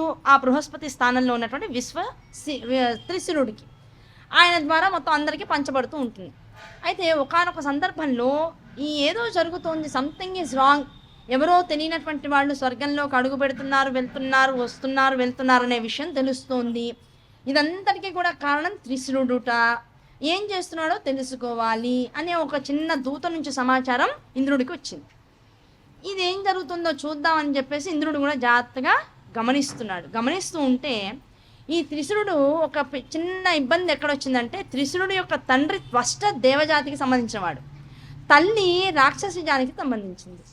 ఆయన తల్లి రాక్షస వంశానికి సంబంధించినటువంటి వనిత. దాంతో అమ్మ పుట్టింటి వారంటే పిల్లవాడికి దగ్గర, మేనమావలు ఉంటారు, మేనత్తలు, అవునా కదా, మేనత్త వైపు తల్లి వైపు ఉండేటువంటి బంధువర్గం అంతా కూడా కాస్త దగ్గరగా, అమ్మమ్మలు, తాతయ్యలు వీళ్ళందరూ బాగా దగ్గరగా అనిపిస్తూ ఉంటారు, పిన్నులు, పెద్దమ్మలు వీళ్ళందరూ ఉంటారు. అయితే వీళ్ళందరూ కూడా తన వాళ్లే కదా. ఇన్నాళ్ళకి సోమరసం ఏ ముఖంతో, 3 ముఖాలు ఉన్నాయి. ఒక ముఖంతో నిరంతరము వేదాన్ని పఠిస్తున్నాడు, ఒక ముఖంతో సోమరసం స్వీకరిస్తున్నాడు. ఆ సోమరసం స్వీకరించే సమయంలో కూడా తన వాళ్ళు అనిపించేటువంటి తల్లి వైపు బంధువులందరికీ కూడా ఆ సోమరసాన్ని పంచుతూ ఉండేవాళ్ళట. అదే అలవాటుతో ఈ స్వర్గంలో ఉంటూ కూడా నిరంతరం ఏ సోమరసాన్ని అయితే స్వర్గాధిపత్యాన్ని వహించినటువంటి దేవతలందరికీ ఇస్తున్నాడో ఒక భాగాన్ని తెలియకుండా రాక్షసులకు కూడా పంచుతున్నాడు. దాంతో వాళ్ళకి శక్తి వస్తుంది. ఆ శక్తి వచ్చేటప్పటికల్లా ఎంత సోమరసాన్ని నిరంతరం స్వీకరించినా కూడా దేవతల్లో కొంత ఏదో తేడా ఉంది. ఈ తేడా ఎక్కడి నుంచి వస్తుందో గమనించుకోవడం కోసం పెద్ద సిబిసిఐడి నిఘా పెట్టేటప్పటికల్లా అప్పుడు తెలిసింది ఏంటంటే ఈ త్రిశూరుడు అనేటువంటి వాడు నిత్యము ఈ సోమరసాన్ని పాతాళంలో ఉండేటువంటి రాక్షసులు కూడా పంచుతున్నాడు భాగాన్ని. వెళ్ళాడు వజ్రాయుధాన్ని పడికి కోపం వచ్చింది. నేను చెప్పినట్టు వినాలి, అర్థించేటప్పుడు అవసరం ఉన్నప్పుడు కాళ్ళు పట్టుకుంటాడు, అవసరం తీరిపోయిన తర్వాత కమాండ్ చేయాలన్నప్పుడు జుట్టు అట్టుకుంటాడు. అది ఇంద్రుడి యొక్క అసలు లక్షణం. ఆ ఇంద్రుడు ఎవరు ఎక్కడున్నాడు? అందరిలోనూ ఉన్నాడు. అందితే జుట్టు, అందకపోతే అంతే కదా. ఇప్పుడు మనం ఇంద్రుడి గురించి తెలుసుకుంటున్నామా, ఇంద్రాధిపత్యాన్ని వహించినటువంటి మన గురించి మనం తెలుసుకుంటున్నామా? భావనాపరంగా స్వర్గంలో ఉన్నటువంటి ఇంద్రుడి వైపుకి వెళ్ళకండి, మనల్ని మనమే ఊహించుకోవాలి. ఎక్కడున్నా కూడా assume a as y. Algebraic expressions జాగ్రత్తగా పట్టుకుంటే జీవితంలో పురాణాన్ని సాధించవచ్చు, వేదాన్ని సాధించవచ్చు, జీవితాన్ని కూడా సాధించవచ్చు. అందుకని ఆల్జిబ్రా చాలా వచ్చింది. అందుకని ఇదివరకు రోజుల్లో టీచర్లు అంటూ ఉండేవాళ్ళు, నువ్వు లెక్కలు ఏం చేసినా చేయకపోయినా ఆల్జిబ్రాని బాగా పట్టుకుంటే జీవితంలో బతికేస్తావంట. నిన్ను ఎడారిలో వదిలేసినా బతికేస్తావు, ఆల్జిబ్రాని గట్టిగా పట్టుకో అంటారు. అలా ఇంద్రుడు ఏం చేశాడు? వజ్రాయుధాన్ని తీసుకెళ్ళి త్రిశూరుడు ఎదుర్కొన్నా నిలిచాడు. ఏం జరుగుతుంది అన్నాడు. అంతా బాగానే జరుగుతుంది. ఏం జరుగుతుంది ఆయన అన్నాడు. ఎందుకు సోమరసం రాక్షసులకు ఇవ్వబడుతోంది అని డైరెక్ట్గా పాయింట్కి వచ్చేసాడు. వాళ్ళు నా తండ్రి వైపు చుట్టాలు, నేను ఇవ్వకుండా ఎలా ఉంటాను? నా వాళ్ళు కదా, నా వాళ్ళు అయినటువంటి వాళ్ళకి నాకు వచ్చిన దాన్ని నేను ఇవ్వడంలో తప్పే ఉంది. పైగా నేను మొత్తం ఇవ్వట్లేదుగా, అధికమైనటువంటి శాతం 90% నీకే పంచుతున్నాను. ఉన్న 10%లో 5% నేను స్వీకరిస్తున్నా. మిగతా 5%లో 2% ఎవరెవరికి నువ్వు భూలోకవాసులకో ఇంకోళ్ళకో ఏ జాతి వాళ్ళకి ఇవ్వాలో వాళ్ళకి పనిచేస్తున్నా. నేను ఇచ్చేది 1%. ఆ 1% సోమరసం నా వాళ్ళకి ఇచ్చుకుంటుంటే కూడా నీకు అధికారం లేదంటే నేనేం చేయగలను? సరే, నీకు అంత మనసు ఇబ్బందిగా ఉంటే చూద్దాంలే అన్నాడు. ఇవ్వనులే అన్నా, చూద్దాంలే అన్నాడు. సరే చూద్దాంలే అన్నాడు కదా, మరీ గురుస్థానంలో కూర్చోబెట్టుకున్నాం కదా, 2 రోజులు చూద్దాం అనుకున్నాడు. 2 రోజుల తర్వాత కూడా పని మాత్రం అలాగే జరుగుతుంది. మాట ఇవ్వలేదుగా, నేను ఇవ్వననే మాట అనలేదుగా, కనుక అబద్ధం లేదు, తప్పు లేదు, చూద్దాంలే అన్నాడు. చూస్తున్నాడు, తను చేయవలసింది చేస్తున్నాడు. త్రిశూరుడు ఇచ్చేది ఇస్తున్నాడు. దాంతో నేను చెప్పినాక కూడా ఈయన ఇంకా ఇస్తున్నాడు. కోపం వచ్చింది. ఏం చేశాడు? ఒక్కసారిగా వజ్రాయుధాన్ని పట్టుకుని ఒక్క దెబ్బ కొట్టేశాడు. కోపం వచ్చింది. ఆ కోపం వస్తే నేను ఎవ్వరి మాట వినను, నాకు నచ్చింది చేస్తా. దాంతో త్రిశూరుడిని ఒక్కసారిగా వజ్రాయుధంతో కొట్టేశాడు. కొట్టేయంగానే ఏమైంది? వజ్రాయుధం తగిలితే ఎంతటి వాడైనా పడిపోవాల్సిందే. పడిపోయాడు. పడిపోయిన తర్వాత శరీరం వెళ్ళిపోయింది అనే ధైర్యం ఉంది. చచ్చిపోయాడు, ఇంకా మనిషిలో ప్రాణం ఉండదు. కానీ ఆ 3 శిరస్సులు ఇంకా అందులోంచి చైతన్యం జీవకళ ఉట్టిపడుతుంది. శరీరం పడిపోయింది కానీ ముఖాల్లో వాడికి, అంటే చచ్చిపోయిన వాడి యొక్క ముఖం ఎలా ఉండాలో అలా లేవు ముఖాలు, ఇంకా బాగా యాక్టివ్గా ఉన్నాయి. అందులోంచి ఇంకా కాంతులు బయటకు వస్తూ ఉన్నాయి. బాబాయ్ వీడి పోయాడా లేదా డౌట్. ఇప్పుడు వదిలేసానా, నేను అయిపోయా. వదలలేదా, అసలు పోయాడో లేదో కన్ఫర్మిటీ లేదు. ఆ చుట్టుపక్కల చూశాడు. చుట్టుపక్కల చూస్తే ఒక వడ్రంగి అక్కడ ఉన్నటువంటి చెట్లన్నింటిని కొట్టుకుంటూ ఉన్నాడు. కర్కోటకుడు అంటారు వాళ్ళని. వడ్రంగి అనబడేటువంటి పదార్థం. ఆ వడ్రంగిని పిలిచాడు. ఒరే నాయన, నీ చేతిలో రంప ఉంది కదా, ఆ గొడ్డలు ఉంది కదా, తీసుకురా అన్నాడు. ఏంటి రాజా, ఇంద్రా చెప్పు అని గొడ్డలు పట్టుకుని ఆ కర్కోటకుడు వచ్చాడు. వచ్చి ఇగో ఈయన్ని చంపేశా. అప్పటికి ప్రాణం వెళ్ళిపోవాలి, ఇంతసేపు ఉండదు. కానీ ముఖాలు ఇంకా చూడు జీవకాల ఒట్టిపడుతున్నాయి. నీకు నేను చెప్పే విషయం ఏంటంటే, ఆ గొడ్డలతో 3 తలకాయలు ఒకసారి నరికేసి అప్పటికి శరీరం నుంచి తలకాయలు విడిపడిపోతాయి. ఇంకా బెంగలేదు, చచ్చిపోతాడు. ఫల్గా చచ్చిపోయాడని కన్ఫర్మిటీతో ఇంక నేను వెళ్ళిపోతాను అన్నాడు. ఈయన అన్నాడు, నాకేంటి నువ్వా చెప్పావు, చంపితే నీ ధైర్యం ఏంటి? నిన్ను రక్షించడానికి నీ గురువులు ఉన్నారు, నీ స్వర్గం ఉంది, నీ వజ్రాయుధం ఉంది, పైగా నిత్యం సోమరసం తాగుతావు, నీకు పెద్ద పాపాలు పుణ్యాలతో సంబంధం లేదు. అదేదో తపస్సు చేసుకుంటావు, వస్తావు, మళ్ళీ నీ స్వర్గం నీదే అవుతుంది, నువ్వు బాగానే పాలించుకుంటావు. పైగా నీ వెనకాల బోల్డ్ మంది మార్బలం, వాళ్ళెవరు నిన్నేమి అన్నెవరు, నీకోసం పోరాడతారు కూడా. నాకేమిటి ఇది? అసలు గురువుని చంపడమే పాపం, నువ్వు చంపేశావు. కానీ దానికి అవకాశం ఉంది, అవసరం ఉంది, నువ్వు చంపేశావు. చంపిన వాడిని మళ్ళీ చంపడం మహాపాపం. నువ్వు చంపిన వాడిని నన్ను మళ్ళీ చంపమంటున్నావు. నేనా వడ్రంగిని, పిచ్చుకని. ఆ పిచ్చుక మీద ఇప్పుడు ఏమవుతుంది? ఆ మహాపాపాన్ని నేను తట్టుకోలేను. నేను పాడవడం కాకుండా నా వంశాన్ని అంతటిని పాడు చేసిన వాడిని అవుతాను. నేనెందుకు చేస్తాను? నేను చచ్చినా చేయను అన్నాడు. రే నాయన, నువ్వు తప్ప ఇంకెవరు లేరు రాయకుండా నువ్వు చేయరా బాబు. ఈ వజ్రాయుధంతో 2సారి కొట్టానా, వజ్రాయుధం వల్ల నేను చచ్చిపోతా. వజ్రాయుధానికి రూల్ ఏంటంటే ఒకసారే ప్రహరణం, 2సారి మళ్ళీ సేమ్ మనిషి మీద కానీ సేమ్ విషయం మీద కానీ చేస్తే అది నా వైపు తిరిగి నన్ను చంపేస్తుంది. కనుక వజ్రాయుధంతో నేను ఇంకో ప్రహరణం చేయలేను, ఇంకో ఆయుధం నేను పట్టుకోకూడదు. వజ్రాయుధం ఒక్కటే నా చేతిలో ఉండాల్సిన ఆయుధం కనుక నేను అడుగుతున్నాను అన్నాడు. నాకేంటి, నువ్వు అది చెప్పు, నువ్వు క్లారిటీ ఇస్తే నేను చేస్తా, నువ్వు నాకేంటో చెప్పు అన్నాడు. సరే అయితే ఇవాళ నుంచి ఏ యజ్ఞాన్ని అయితే నిరంతరం ఈ స్వర్గంలో చేస్తూ ఉంటామో అందులో ఒక భాగం మీ వడ్రంగి వాళ్ళకి ఇచ్చేస్తాను. దీనివల్ల నీ వంశం అంతా ఉద్ధరింపబడుతుంది, నీకు పాపాలేం రావు. ఒకవేళ పాపం వచ్చినా నేనే స్వయంగా దాన్ని తీసేసి సోమరసం నీకు ఇస్తున్నాను కనుక యజ్ఞంలో హవిర్భాగంలో ఒక భాగాన్ని నీకు ఇస్తున్నా. దీనివల్ల మొత్తం ముందు నీ ముందు ఉన్నటువంటి వంశము తరిస్తుంది, తర్వాత నీ వడ్రంగి జాతే తరిస్తుంది అయ్యా అని చెప్పాడు. చాలించాలి. అందుకనే ఎటువంటి యాగాది క్రతువులు చేసినా ఒక వడ్రంగి ఉపయోగించుకునేటువంటి ఉలో లేకపోతే సానో ఏదో ఒకటి తీసుకొచ్చి పక్కన పెడతారు. వాళ్ళ జాతికి ఒక భాగం ఉంది, అందులో ఆ భాగాన్ని అనుసరించి వాళ్ళకు కూడా ఒక మంత్ర భాగాన్ని హవిర్భాగాన్ని ఇచ్చేస్తారు. ఆ రోజు నుంచి ఓకే హవిర్భాగం వస్తుంది పోన్లే అని చెప్పేసి ఇంకా కట్టుకోకుండా ఏం చేస్తారు, 3 తలకాయలు 3 దెబ్బలేసి శుభ్రంగా శరీరం నుంచి వేడి చేస్తారు. అప్పుడు 3 తలకాయలు తెగిపోయినప్పటికీ అమ్మాయి చాలు వెళ్ళిపో అన్నారు, ఈయన వెళ్ళిపోయాడు, ఆయన వెళ్ళిపోయాడు.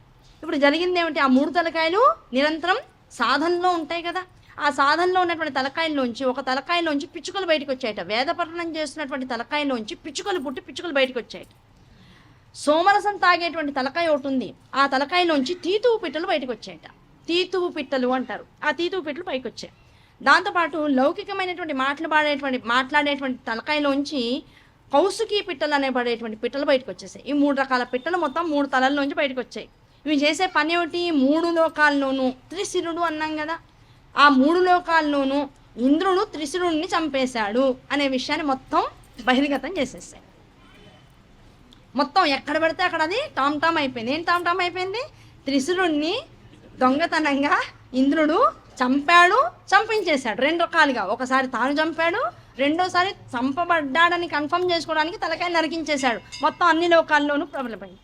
దాంతో ఏమైపోయింది, ఇంటికి వచ్చాడే కానీ ఆ ఇంటికి వచ్చినటువంటి త్రిశురుడికి ఇంద్రుడికి మనశ్శాంతి లేదు. అంటే ఏ గురు హత్యనైతే చేశాడో ఇంతకుముందు ఆల్రెడీ ఓ పాపం చేశాడు. ఏంటది, గురు నింద, గురువుని అవమానం చేయడం, అది బ్రహ్మహత్యాపాతకం. అది ఆ బ్రహ్మహత్యాపాతకం చేశాడు. దాని గురించి పెద్ద బాధ ఏం లేదు, అసలు ఆలోచించట్లేదు, అదొక పాపం. దాంతోపాటు ఇంకొక గురువుని తెచ్చుకున్నాడు, గురుస్థానంలో ఇంకొక గురువుని తాత్కాలికంగా తెచ్చుకున్నాడు. ఆయన్ని ఏం చేశాడు, ఏకంగా చంపేశాడు, గురు హత్య చేశాడు. అది బ్రహ్మహత్యత.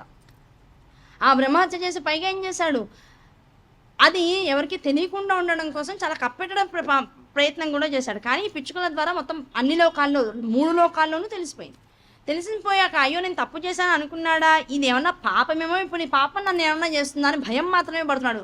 దానివల్ల అయ్యో ప్రాయశ్చిత్తం, నేను ఇంత పెద్ద తప్పు చేశాను అనే భావం లేదు ఆయనలో. అయ్యో నేను తప్పు చేశానంటే అందరికీ తెలిసిపోయిందే, ఇప్పుడు నేను ఎవరి నుంచి తప్పించుకోవాలి, ఈ మాట నుంచి బయటికి ఎలా రావాలనేటువంటి ఆలోచనే తప్ప తను చేసిన పాపం అనే దృష్టి లేదు ఇంకా. దాంతో బ్రహ్మహత్యాపాతకం అనేటువంటిది మనిషిని రగిల్చేస్తోంది లోపల నుంచి. రగలడం అంటే ఏంటి, పడుకోనివ్వదు, కూర్చోనివ్వదు, తిననివ్వదు, మనశ్శాంతిగా ఉండనివ్వదు. రంభ, మేనక, ఊర్వశి లాంటి వాళ్ళు స్వర్గంలో నాట్యం ఆడుతున్నా సరే దాని పట్ల దృష్టి లేదు. ఆ దృష్టి లేకుండా దేని అనుభవిస్తున్నా సుఖాన్ని ఇవ్వదు. సో తర్వాత సుఖం లేకుండా తిరుగుతూ ఉన్నాడు. లోపల ఏదో మదన ఉంది, కానీ ఆ మదన ఏమిటో ఆయనకు అర్థం కావట్లా. అలా తిరుగుతూ ఉన్నాడు. ఆ తిరుగుతున్న వాడికి ప్రశాంతత లేకపోవడంతో ఏమైంది, నెమ్మదిగా తెల్లగా వజ్రాయుధంలా, వజ్రం ఎలా మెరిసిపోతుందో అలా మెరుస్తూ ఉండేటువంటి ఇంద్రుడు నల్లగా ఒక అప్పెన్నట్టు అయిపోయినట్ట. దిగులు మనసులో ఉంటే ఏమవుతాం, ఏదైనా ఇంట్లో ఏమన్నా సమస్య ఉండి దిగులు ఉందనుకోండి ఏమవుతాం, మొహం చూడంగానే అందరూ అడుగుతారు మన వాళ్ళు, ఏంటండి అలా అయిపోయారు, ఏమన్నా సమస్య ఉందా అని అడుగుతారు. ఒక సమస్య లౌకికంగా చిన్న చిన్న సమస్యలు వస్తేనే మనం ఇలా అవుతాం. మరి బ్రహ్మహత్య పాతకాలు వరుసగా 2 చేసిన వాడు ఏమైపోవాలి, నల్లగా ఒక అప్పడిపోయాట. అయినా సరే తిరుగుతున్నాడు, బందేం లేదు. ఆ పిచ్చుకలు మొత్తం నెమ్మదిగా అన్ని లోకాల్లోనూ ఏ తప్పు చేశాడు ఇంద్రుడు అని చెప్పేస్తున్నాయో ఆ ఇంద్రుడు చేసినటువంటి తప్పుని చెప్తూ ఆ పిచ్చుకలు 3 అప్పుడప్పుడు ఈ స్వర్గలోకానికి కూడా వచ్చి అరుస్తున్నాయట. ఇంద్ర, నువ్వు నన్ను చంపేశావు, ఆ 3 కలిపితే త్రిశురుడే కదా, నన్ను చంపేశావు. నన్ను చంపేసిన కారణంగా నన్ను బ్రహ్మహత్య చేసినటువంటి పాపం నీకు వస్తుంది కనుక ఆ పాపగ్రస్తమైనటువంటి అనుభూతి ఎలా వస్తుంది, ముందు రోగగ్రస్తం అయిపోతుంది శరీరం అంతా కూడా, మచ్చలు పడిపోయి నల్లబడిపోయి తర్వాత ఆ మచ్చల్లోంచి పుళ్ళు ఏర్పడి ఎవరికి మొహం చూపించలేక కుష్ఠవ్యాధిగ్రస్తుడిపై ఏడుస్తావు. జాగ్రత్త, ఆ రోజు వస్తుంది అని బెదిరిస్తున్నాయి. దాంతో అబ్బో ఇంత శరీరం ఇంత చక్కగా తెల్లగా ఇస్త్రీ చేసినటువంటి పట్టు పంచలా ఉంటుంది ఇంద్రుడు గారి శరీరం. అయ్యా బాబాయ్ దానికి డాగడిపోతుందా అని బెంగపడిపోయాడు. తాను తప్పు చేశానని బెంగ లేదు, శరీరం ఏమైపోతుందా అని బెంగ. ఇంద్రియ లౌల్యం అంటే అలాగే ఉంటుంది. అలా బెంగపడిపోతూ ఉన్నటువంటి వాడు బాగానే ఉన్నాడు. రోజు ఇంటికి వస్తున్నాడు శ్రద్ధగా, సచీదేవి చూస్తోంది, వెంటనే స్నానం చేస్తున్నాడు. అన్నం పెడతానంటే అప్పుడే వద్దంటున్నాడు. శ్రద్ధగా కూర్చొని గాయత్రి మంత్రం చేసుకుంటున్నాడు. కాస్త పాపభీతి వచ్చిందంటే దైవ ప్రేమ పెరుగుతూ ఉంటుంది. ఏదైనా తప్పు చేసామంటే ఎక్కువ పూజలు చేస్తూ ఉంటాం, అవునా కదా. మనసు బాగాలేదంటే ఎక్కువ కూర్చుని అమ్మవారిని కొలుస్తూ ఉంటాం, గాయత్రి మంత్రం ఎక్కువ చేసుకుంటున్నట్ట. ఈ లోపల ఏమైంది, ఈ విషయాన్ని ఎవరికి తెలియకూడదో వాళ్ళకి తెలిసిపోయినాయి. ఎవరైనా త్వష్ట, నా కొడుకుని చంపేశాడు ఇంద్రుడు, బాధ. పాపం అసలే తపోశక్తినంతా ధారపోసాడు. ఆ ధారపోసి వెళ్తున్న కొడుక్కి చెప్పాడు, రే ఇంద్రుడు మంచివాడు కాదురా నాయనా, వదిలేసేనాయనా, నా కళ్ళ ముందు ఉండరా, నువ్వు నీకెందుకు వచ్చిన స్వర్గాధిపత్యాలరా, వద్దురా అని చెప్పాడు. పోన్లే నాన్న, ఇంటికి వచ్చి అర్థిస్తున్నాడు, వెళ్తాను, ఏదో కష్టంలో ఉన్నానన్నాడు. కష్టంలో ఇంద్రుడు ఉంటే వదిలేస్తే ఎలాగా, వెళ్తానన్నాడు. పాపం పరోపకారం కోసం వెళ్ళి తన దేహాన్ని కూడా వదిలేసేసాడు, మరణాన్ని పొందాడు. కనుక నా కొడుకుది వీరమరణం. ఇలాంటి కొడుకుని చంపేస్తావా ఇంద్రాని, నీ అంతు తేలుస్తానన్నాడు.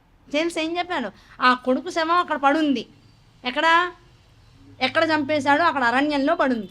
అరణ్యంలో ఉన్నటువంటి కొడుకు శరీరం పక్కనే తను కూడా కూర్చుని ఏం చేస్తున్నాడు, ఒక యాగానికి హోమగుండాన్ని రెడీ చేసేసాడు. హోమగుండాన్ని రెడీ చేసి అందులో కోపంతో ఒక అగ్నిని రగిల్చాడు. రగిల్పజేసి ఏం చేస్తున్నాడు, అందులో ఒక మంత్రంతో ఇంద్రుణ్ణి చంపేవాడిని పుట్టించాలనేటువంటి కోరికతో ముందు ఆ యజ్ఞాన్ని మొదలెట్టాడు. ఏంటి, శవాన్ని పక్కన పెట్టుకుని మొదలెట్టాడు. అంత కోపం ఉంది లోపల, కసి తీర్చుకోవాలనేటువంటి పట్టుదల ఉంది. దాంతో ఏం చేశాడు, శవం పక్కన ఉంది, యజ్ఞం చేస్తున్నాడు. అందులో వేల్చాల్సినటువంటి ఆ హవిస్సుని వ్రేలుస్తూ చదవాల్సిన మంత్రం ఏమిటంటే, ఇంద్రుని శత్రువైనటువంటి రాక్షసుడు వృద్ధి చెందుగాక అనబడేటువంటి మంత్రాన్ని చదవాలి. అదేంటంటే ఇంద్ర శత్రో వివర్ధవాన్ అనబడేటువంటి మంత్రం. ఆ మంత్రం అనుకుని పాపం పక్కనే కొడుకు శవాన్ని చూసి దుఃఖాన్ని దాచుకుంటూ, నా కొడుకు చచ్చిపోయాడు మళ్ళీ అనుకుంటూ, ఆ దుఃఖంతో పాపం పొగిలి వస్తున్నటువంటి దుఃఖాన్ని ఆపుకుంటూ మంత్రాన్ని చదివేటప్పటికి ఏమైంది, ఇంద్ర అనగానే గ్యాప్ వచ్చింది. ఇంద్ర అనే కోపంలో వస్తుంది. ఆ కోపంలోంచి ఊపిరి గట్టిగా వచ్చింది. గట్టిగా ఊపిరి వచ్చేటప్పటికి అక్కడ మంత్రం ఆగింది. ఆగేటప్పటికి ఇంద్ర అని ఆగకుండా ఉండాలి, ఇంద్ర అని ఆగాడు. ఆగేటప్పటికి ఏమైంది, ఇంద్రుడు అనేటువంటి వాడికి ఎవడైతే శత్రువో, ఇంద్రుడు శత్రువు, వాడు వృద్ధి చెందుగాక, అంటే ఇంద్రుడు వృద్ధి చెందుగాక, వాడు నాకు శత్రువు కనుక వాడే వృద్ధి చెందుగాక అనేటువంటి మంత్రం హవిస్సుగా లోపలికి తేల్చేశాడు. సో ఎటువంటి యజ్ఞం చేశాడో ఆ యజ్ఞానికి ఫలితంగా మరి లోపల నుంచి ఒకటి రావాలిగా. చేసేవాడు త్వష్ట ప్రజాపతి, మామూలు వాడు కాదు. మరి వేల్చినటువంటి హవిస్సుకి తగ్గ రూపం బయటికి రావాలి. ఒక అనంతమైనటువంటి బ్రహ్మాండాలన్నింటినీ ఆయన లేచి ఆ హోమగుండంలోంచి పుట్టడమే మహాకారాన్ని పొంది ఉన్నట్ట. ఆ మహాకారాన్ని పొంది బయటికి వచ్చాట. వచ్చి అంత పెద్ద శరీరంతో మొత్తం మనిషి నుంచి ఉంటే తలకాయ చంద్రమండలంలోకి వెళ్ళిందిట. అంత పెద్ద ఆకారం బయటకు వచ్చిందిట. అంత పెద్ద ఆకారం బయటకు వచ్చి ఏం చేసింది, తండ్రి నమస్కారం అంది. తండ్రి నమస్కారం అని, మీకు నేనేం చేయగలను, నా పేరు వృత్రాసురుడు, మీరు చేసినటువంటి యజ్ఞంలోంచి పురుషుడిగా నేను వచ్చాను, మీరు చెప్పినటువంటి మాటను తూచా తప్పకుండా చేయడం నా కర్తవ్యం, ఇవాటి నుంచి చెప్పండి, నన్ను ఎందుకు లోపల నుంచి పిలిచారు అన్నాడు. నాయన ఇగో ఇక్కడ ఉన్నాడు నీ అన్న, నువ్వు నా కొడుకువే, ఈయన నా కొడుకు, ఈయన తపస్సు ద్వారా వచ్చాడు, నువ్వు యజ్ఞం ద్వారా వచ్చావు, అంతే తేడా. ఈయన్ని ఇంద్రుడు అన్యాయంగా చంపేశాడు, సహాయార్థం తీసుకెళ్ళి చంపేశాడు. చంపేసి పోనీ బాధ్యతగా ఏమన్నా నాకు అప్పగించాడా, ఎక్కడ చంపాడో అక్కడ అడవిలో వదిలేసిపోయాడు, దుర్మార్గుడు వాడు. వాణ్ణి నువ్వు చంపేసేయాలి, ఇంద్రుల పదవిని నువ్వు లాక్కోవాలి, మొత్తం స్వర్గంలో ఉన్నటువంటి వాళ్ళందరినీ చెల్లాచెదురు చేసేసేయాలి. నా కోపంతో నిన్ను నేను ఇక్కడ యజ్ఞంతో సంపాదించుకున్నా కనుక ఇప్పుడు వెళ్ళి నా కోరికను తీర్చి మొత్తం ఇంద్రుడిని అంతటిని మాయం చేసేస్తే ఏం చేస్తావు నాకు తెలియదు, ఇంకా మళ్ళీ ఇంద్రుడు కనబడడానికి వీల్లేదన్న. తండ్రి కోపం చూసేటప్పుడు పాపం వీడికి కూడా బాధ చేసింది వృత్రాసురుడికి. సరే నాన్నగారు మీరు ఎలా చెప్తే అలా చేస్తాను, నాకు అనుజ్ఞని ఇవ్వండి అన్నాడు. గబగబా ఒక్కొక్క అడుగు వేస్తుంటే గబగబా ఒక్కో లోకం ఎక్కేస్తున్నాడు. ఇంద్ర సభకి 2 నిమిషాల్లో వెళ్ళిపోయాడు. వెళ్ళంగానే అక్కడ ఉన్నటువంటి వాళ్ళందరూ ఈ శరీరాన్ని, మహోగ్రమైనటువంటి శరీరాన్ని, భూమండలం నుంచి చంద్రమండలం దాకా ఉన్నటువంటి శరీరాన్ని చూసాడు, భయపడిపోయారు. బాబోయ్ ఎవడో రాక్షసుడు వచ్చాడు రా అన్నారు. వృత్తాసురుణ్ణి త్వష్ట కొడుకుని అన్నాడు. ఇంద్రుడికి అర్థమైపోయింది ఎందుకు వచ్చాడు. పరిగెడదాం అనుకునే లోపల ఏం చేశాడు, మిగతా వాళ్ళందరినీ 2 చేతులతో ఇలా పట్టుకున్నాడు, దిక్పాలకులందరినీ తలోమూలకి విసిరేశాడు. ఇంద్రుడిని మాత్రం పట్టుకున్నాడు, గబుకుని నోట్లో వేసేసుకున్నాడు. తండ్రి ఏం చెప్పాడు, వాడు కనబడకూడదు అన్నాడు. చంపడానికే వాడు ఇంద్రుడు అయిపోయాడు, చావడు. వాడు అమృతాన్ని తీసుకున్నటువంటి దేవతలు చావడు. చావకుండా ఉన్నవాడిని ఏం చేస్తే ఏం లాభం? నా తండ్రికి కనపడకూడదు అన్నాడు, లోకాలు ఎవరికి కనపడకూడదు. వాడిని ఏం చేస్తుంది?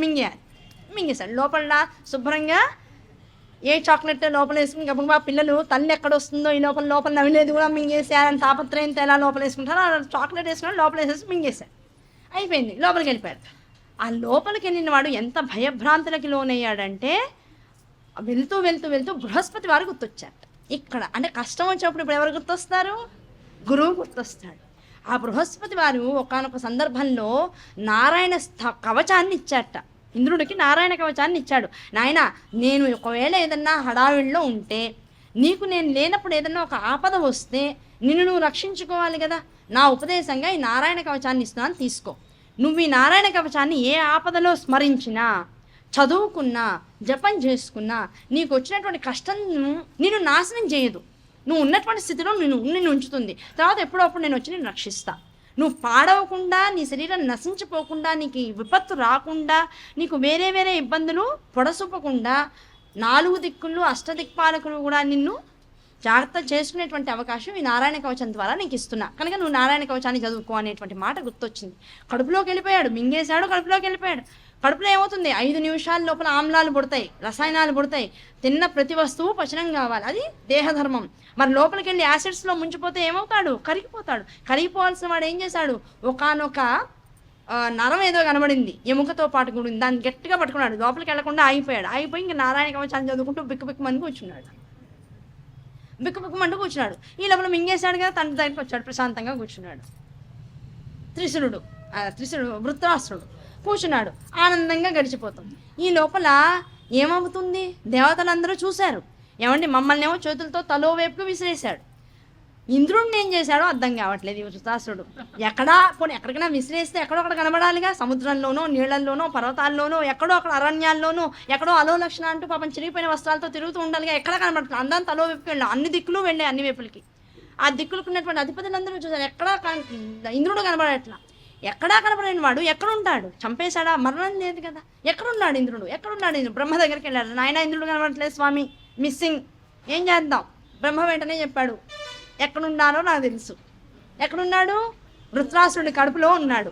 ఆ కడుపులో ఉన్నవాడు బుద్ధి తెచ్చుకుని గురువు గారు ఇచ్చినటువంటి నారాయణ కవచాన్ని చదువుకుంటున్నాడు. ఆ నారాయణ కవచంగా ఇప్పుడు 3 రోజులైనా వాడు చక్కగా ప్రశాంతంగా ఉన్నాడు. వాడికి ఏ ఆపద జరగల, కనుక లోపల ఉన్నాడు. ఇప్పుడు వాడిని బయటికి తీసుకురావాలి. వృత్రాసురుడి దగ్గరికి వెళ్ళి ఇప్పుడు అడిగామా, మనల్ని మింగేస్తాడు. ఇప్పుడు కోపంలో ఉన్నాడు, వేడి మీద ఉండి పైగా ఏ కోపంతో తన తండ్రి ఆజ్ఞ ఇచ్చాడో, ఏ ఇంద్రుడినైతే కనపడకుండా చేయమన్నాడో వాడిని కనపడకుండా చేయాలి. వాడి తప్పేం లేదు. ఇప్పుడు మనం అడిగితే మనల్ని కూడా విఘాతంగా మింగిపడేస్తాడు. కనుక ఇప్పుడు మనకు కావాల్సింది ఏంటంటే వృత్రాసురుడి ప్రమేయం కూడా లేకుండా మింగబడిన వాడు బయటికి రావాలి. అదొక్కటే మనం అందున్నటువంటి లక్ష్యం.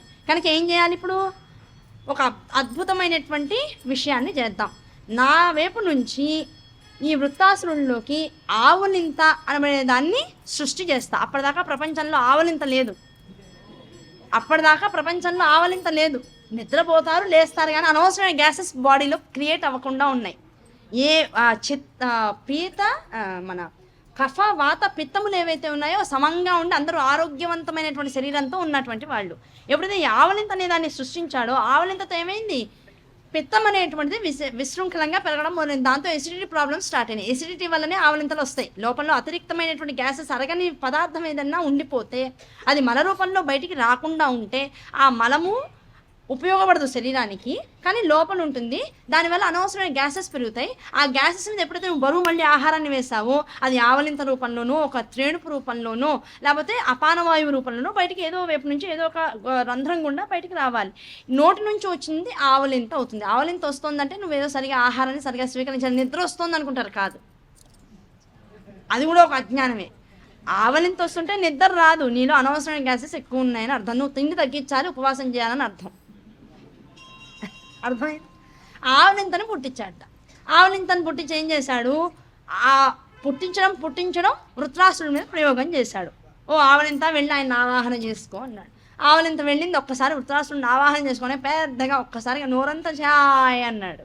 అనేటప్పటికి ఈయన ఒక్కసారిగా ఆ లోపల నుంచి వచ్చే గ్యాస్ పాటు మరి బయటికి రావాలిగా, ఒక్కసారిగా ఎగిరి బ్రహ్మగారి ముందు పడ్డాడు.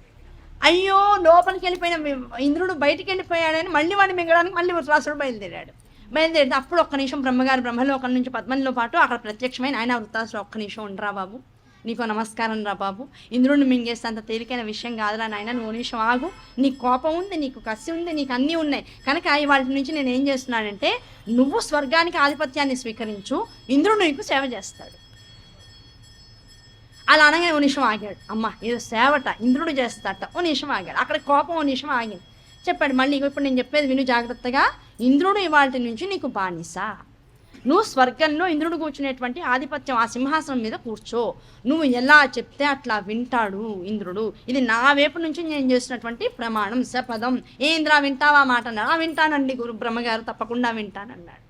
వింటానంటే నువ్వు చెప్పినట్టు చేయాల్సిందే, నువ్వు చాలా పెద్ద తప్పులు చేసావు, ఆ పెద్ద తప్పులు చేసి పైగా ఏం చేస్తున్నావు, మళ్ళీ నీ కోసం నీ కష్టం నీకు అనిపించినప్పుడు మళ్ళీ దేవుడా దేవుడా దేవుడా అంటున్నావు. తప్పు, చాలా పెద్ద తప్పు చేస్తున్నావు.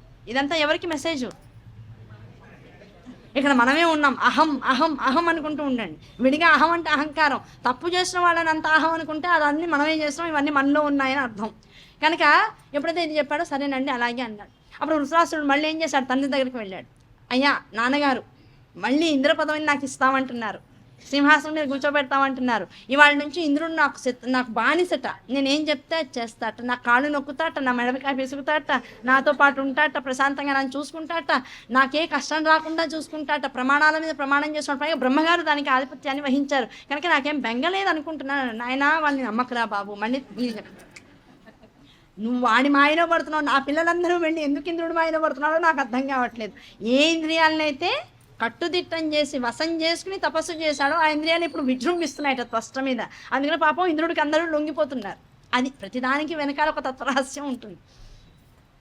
ఏం కాదు నాన్నగారు, నేను ఇంత పెద్ద ఆకారం, ఇంద్రుడు పెద్ద చిన్న లిటికీలా ఉంటాడు, నన్ను ఏం చేస్తాడులేండి, ఏమన్నా చేస్తున్నా నాకు తెలియదా, ఏ వజ్రాయుధంతోనో కొడదాం అనుకున్నా, ఇప్పుడు వజ్రాయుధం కూడా నా దగ్గరే ఉంటుందిట, నేను దాన్ని పట్టుకోకూడదు కానీ ఇంద్రుడు మాత్రం పట్టుకోకూడదుట, ఇలాంటి రూల్స్ అన్నీ ఏవో చెప్పారు కనుక బెంగలేదు, నేను బాగానే ఉంటాను, మీరు కంగారు పడకండి అన్నా.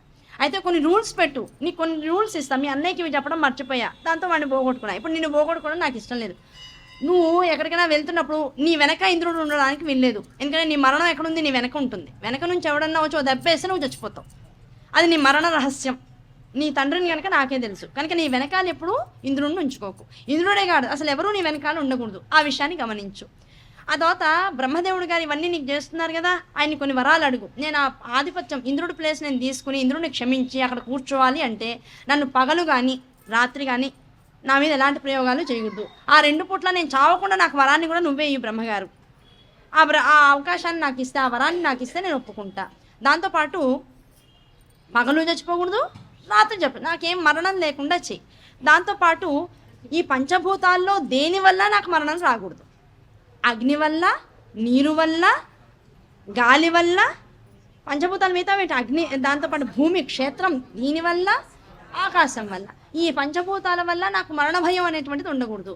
ఇంకేవో కొన్ని రూల్స్ చెప్పాడు, నాతో నడిచేటప్పుడు ఇంద్రుడు నా పక్కనే ఉండాలి, నాకన్నా ఒక్కడుగు ముందే, నాకన్నా ముందు వెళ్ళకూడదు, నాకన్నా వెనకాల ఉండకూడదు, ఒక్కడుగు దూరంలో నాకు ముందుగా నడుస్తూ ఉండాలి, నాతో నడిచేటప్పుడు ఏ ఆయుధాలు పట్టుకోకూడదు, ఆయుధాల మీద ఆధిపత్యం అంతా నాకు ఇచ్చేసేయండి, దాంతోపాటు అతి ప్రధానమైనటువంటి విషయము, అతి ముఖ్యమైనటువంటి విషయము, నేను ఏదన్నా ఒక రూల్ పాస్ చేశాను అంటే దానికి ఎదురు మాట్లాడేటువంటి అధికారం వాటి నుంచి ఇంద్రుడికి లేదు కనుక నాకు ఆ అవకాశాలన్నీ మీరు ఇస్తే నేను దానికి ఓకే చేస్తాను అన్నాడు. అన్ని తథాసు తథాసు తథాసు, ముందు వచ్చి కూర్చోనైనా నీ కోపం చల్లార్చుకో, ఇంద్ర పదవి నీదే అన్నారు. సరే ఇంద్ర పదవి నాదే అన్నారు కనుక ప్రశాంతంగా దాని మీద కూర్చుందాం, ఇవాళ నుంచి ఇంద్రుడిని తాత్కాలికంగా అయినా సరే స్నేహితుడిగా చేసుకుందాం, వాడితో వ్యవహారం మంచిగా చూసుకుందాం, ఎందుకులే ఈ శత్రుత్వ భావన, నేను ఏది అడిగితే దానికి ఎలా తలకాయ ఊపుతున్నారు, ఆ తలకాయ ఊపుతున్న వాళ్ళని ఇంకా అపనమ్మకంతో ఎందుకు నేను వెనకాల తిప్పుకోవడం అని చెప్పేసి వాళ్ళ నుంచి దోస్తు అనుకుని ఆ స్వర్గానికి వెళ్ళిపోయాడు, ఇంద్ర పదవిలో కూర్చున్నాడు, అందరూ చక్కగా అడుగులకి మడుగులు ఎత్తుతున్నాడు, ఆనందంగా ఉంది, పోన్లే నా తండ్రికి ఈ రకంగా నేను స్వాతంత్రం ఇచ్చాను అని చెప్పేసి ఇంద్రుణ్ణి క్షమించేశాడు.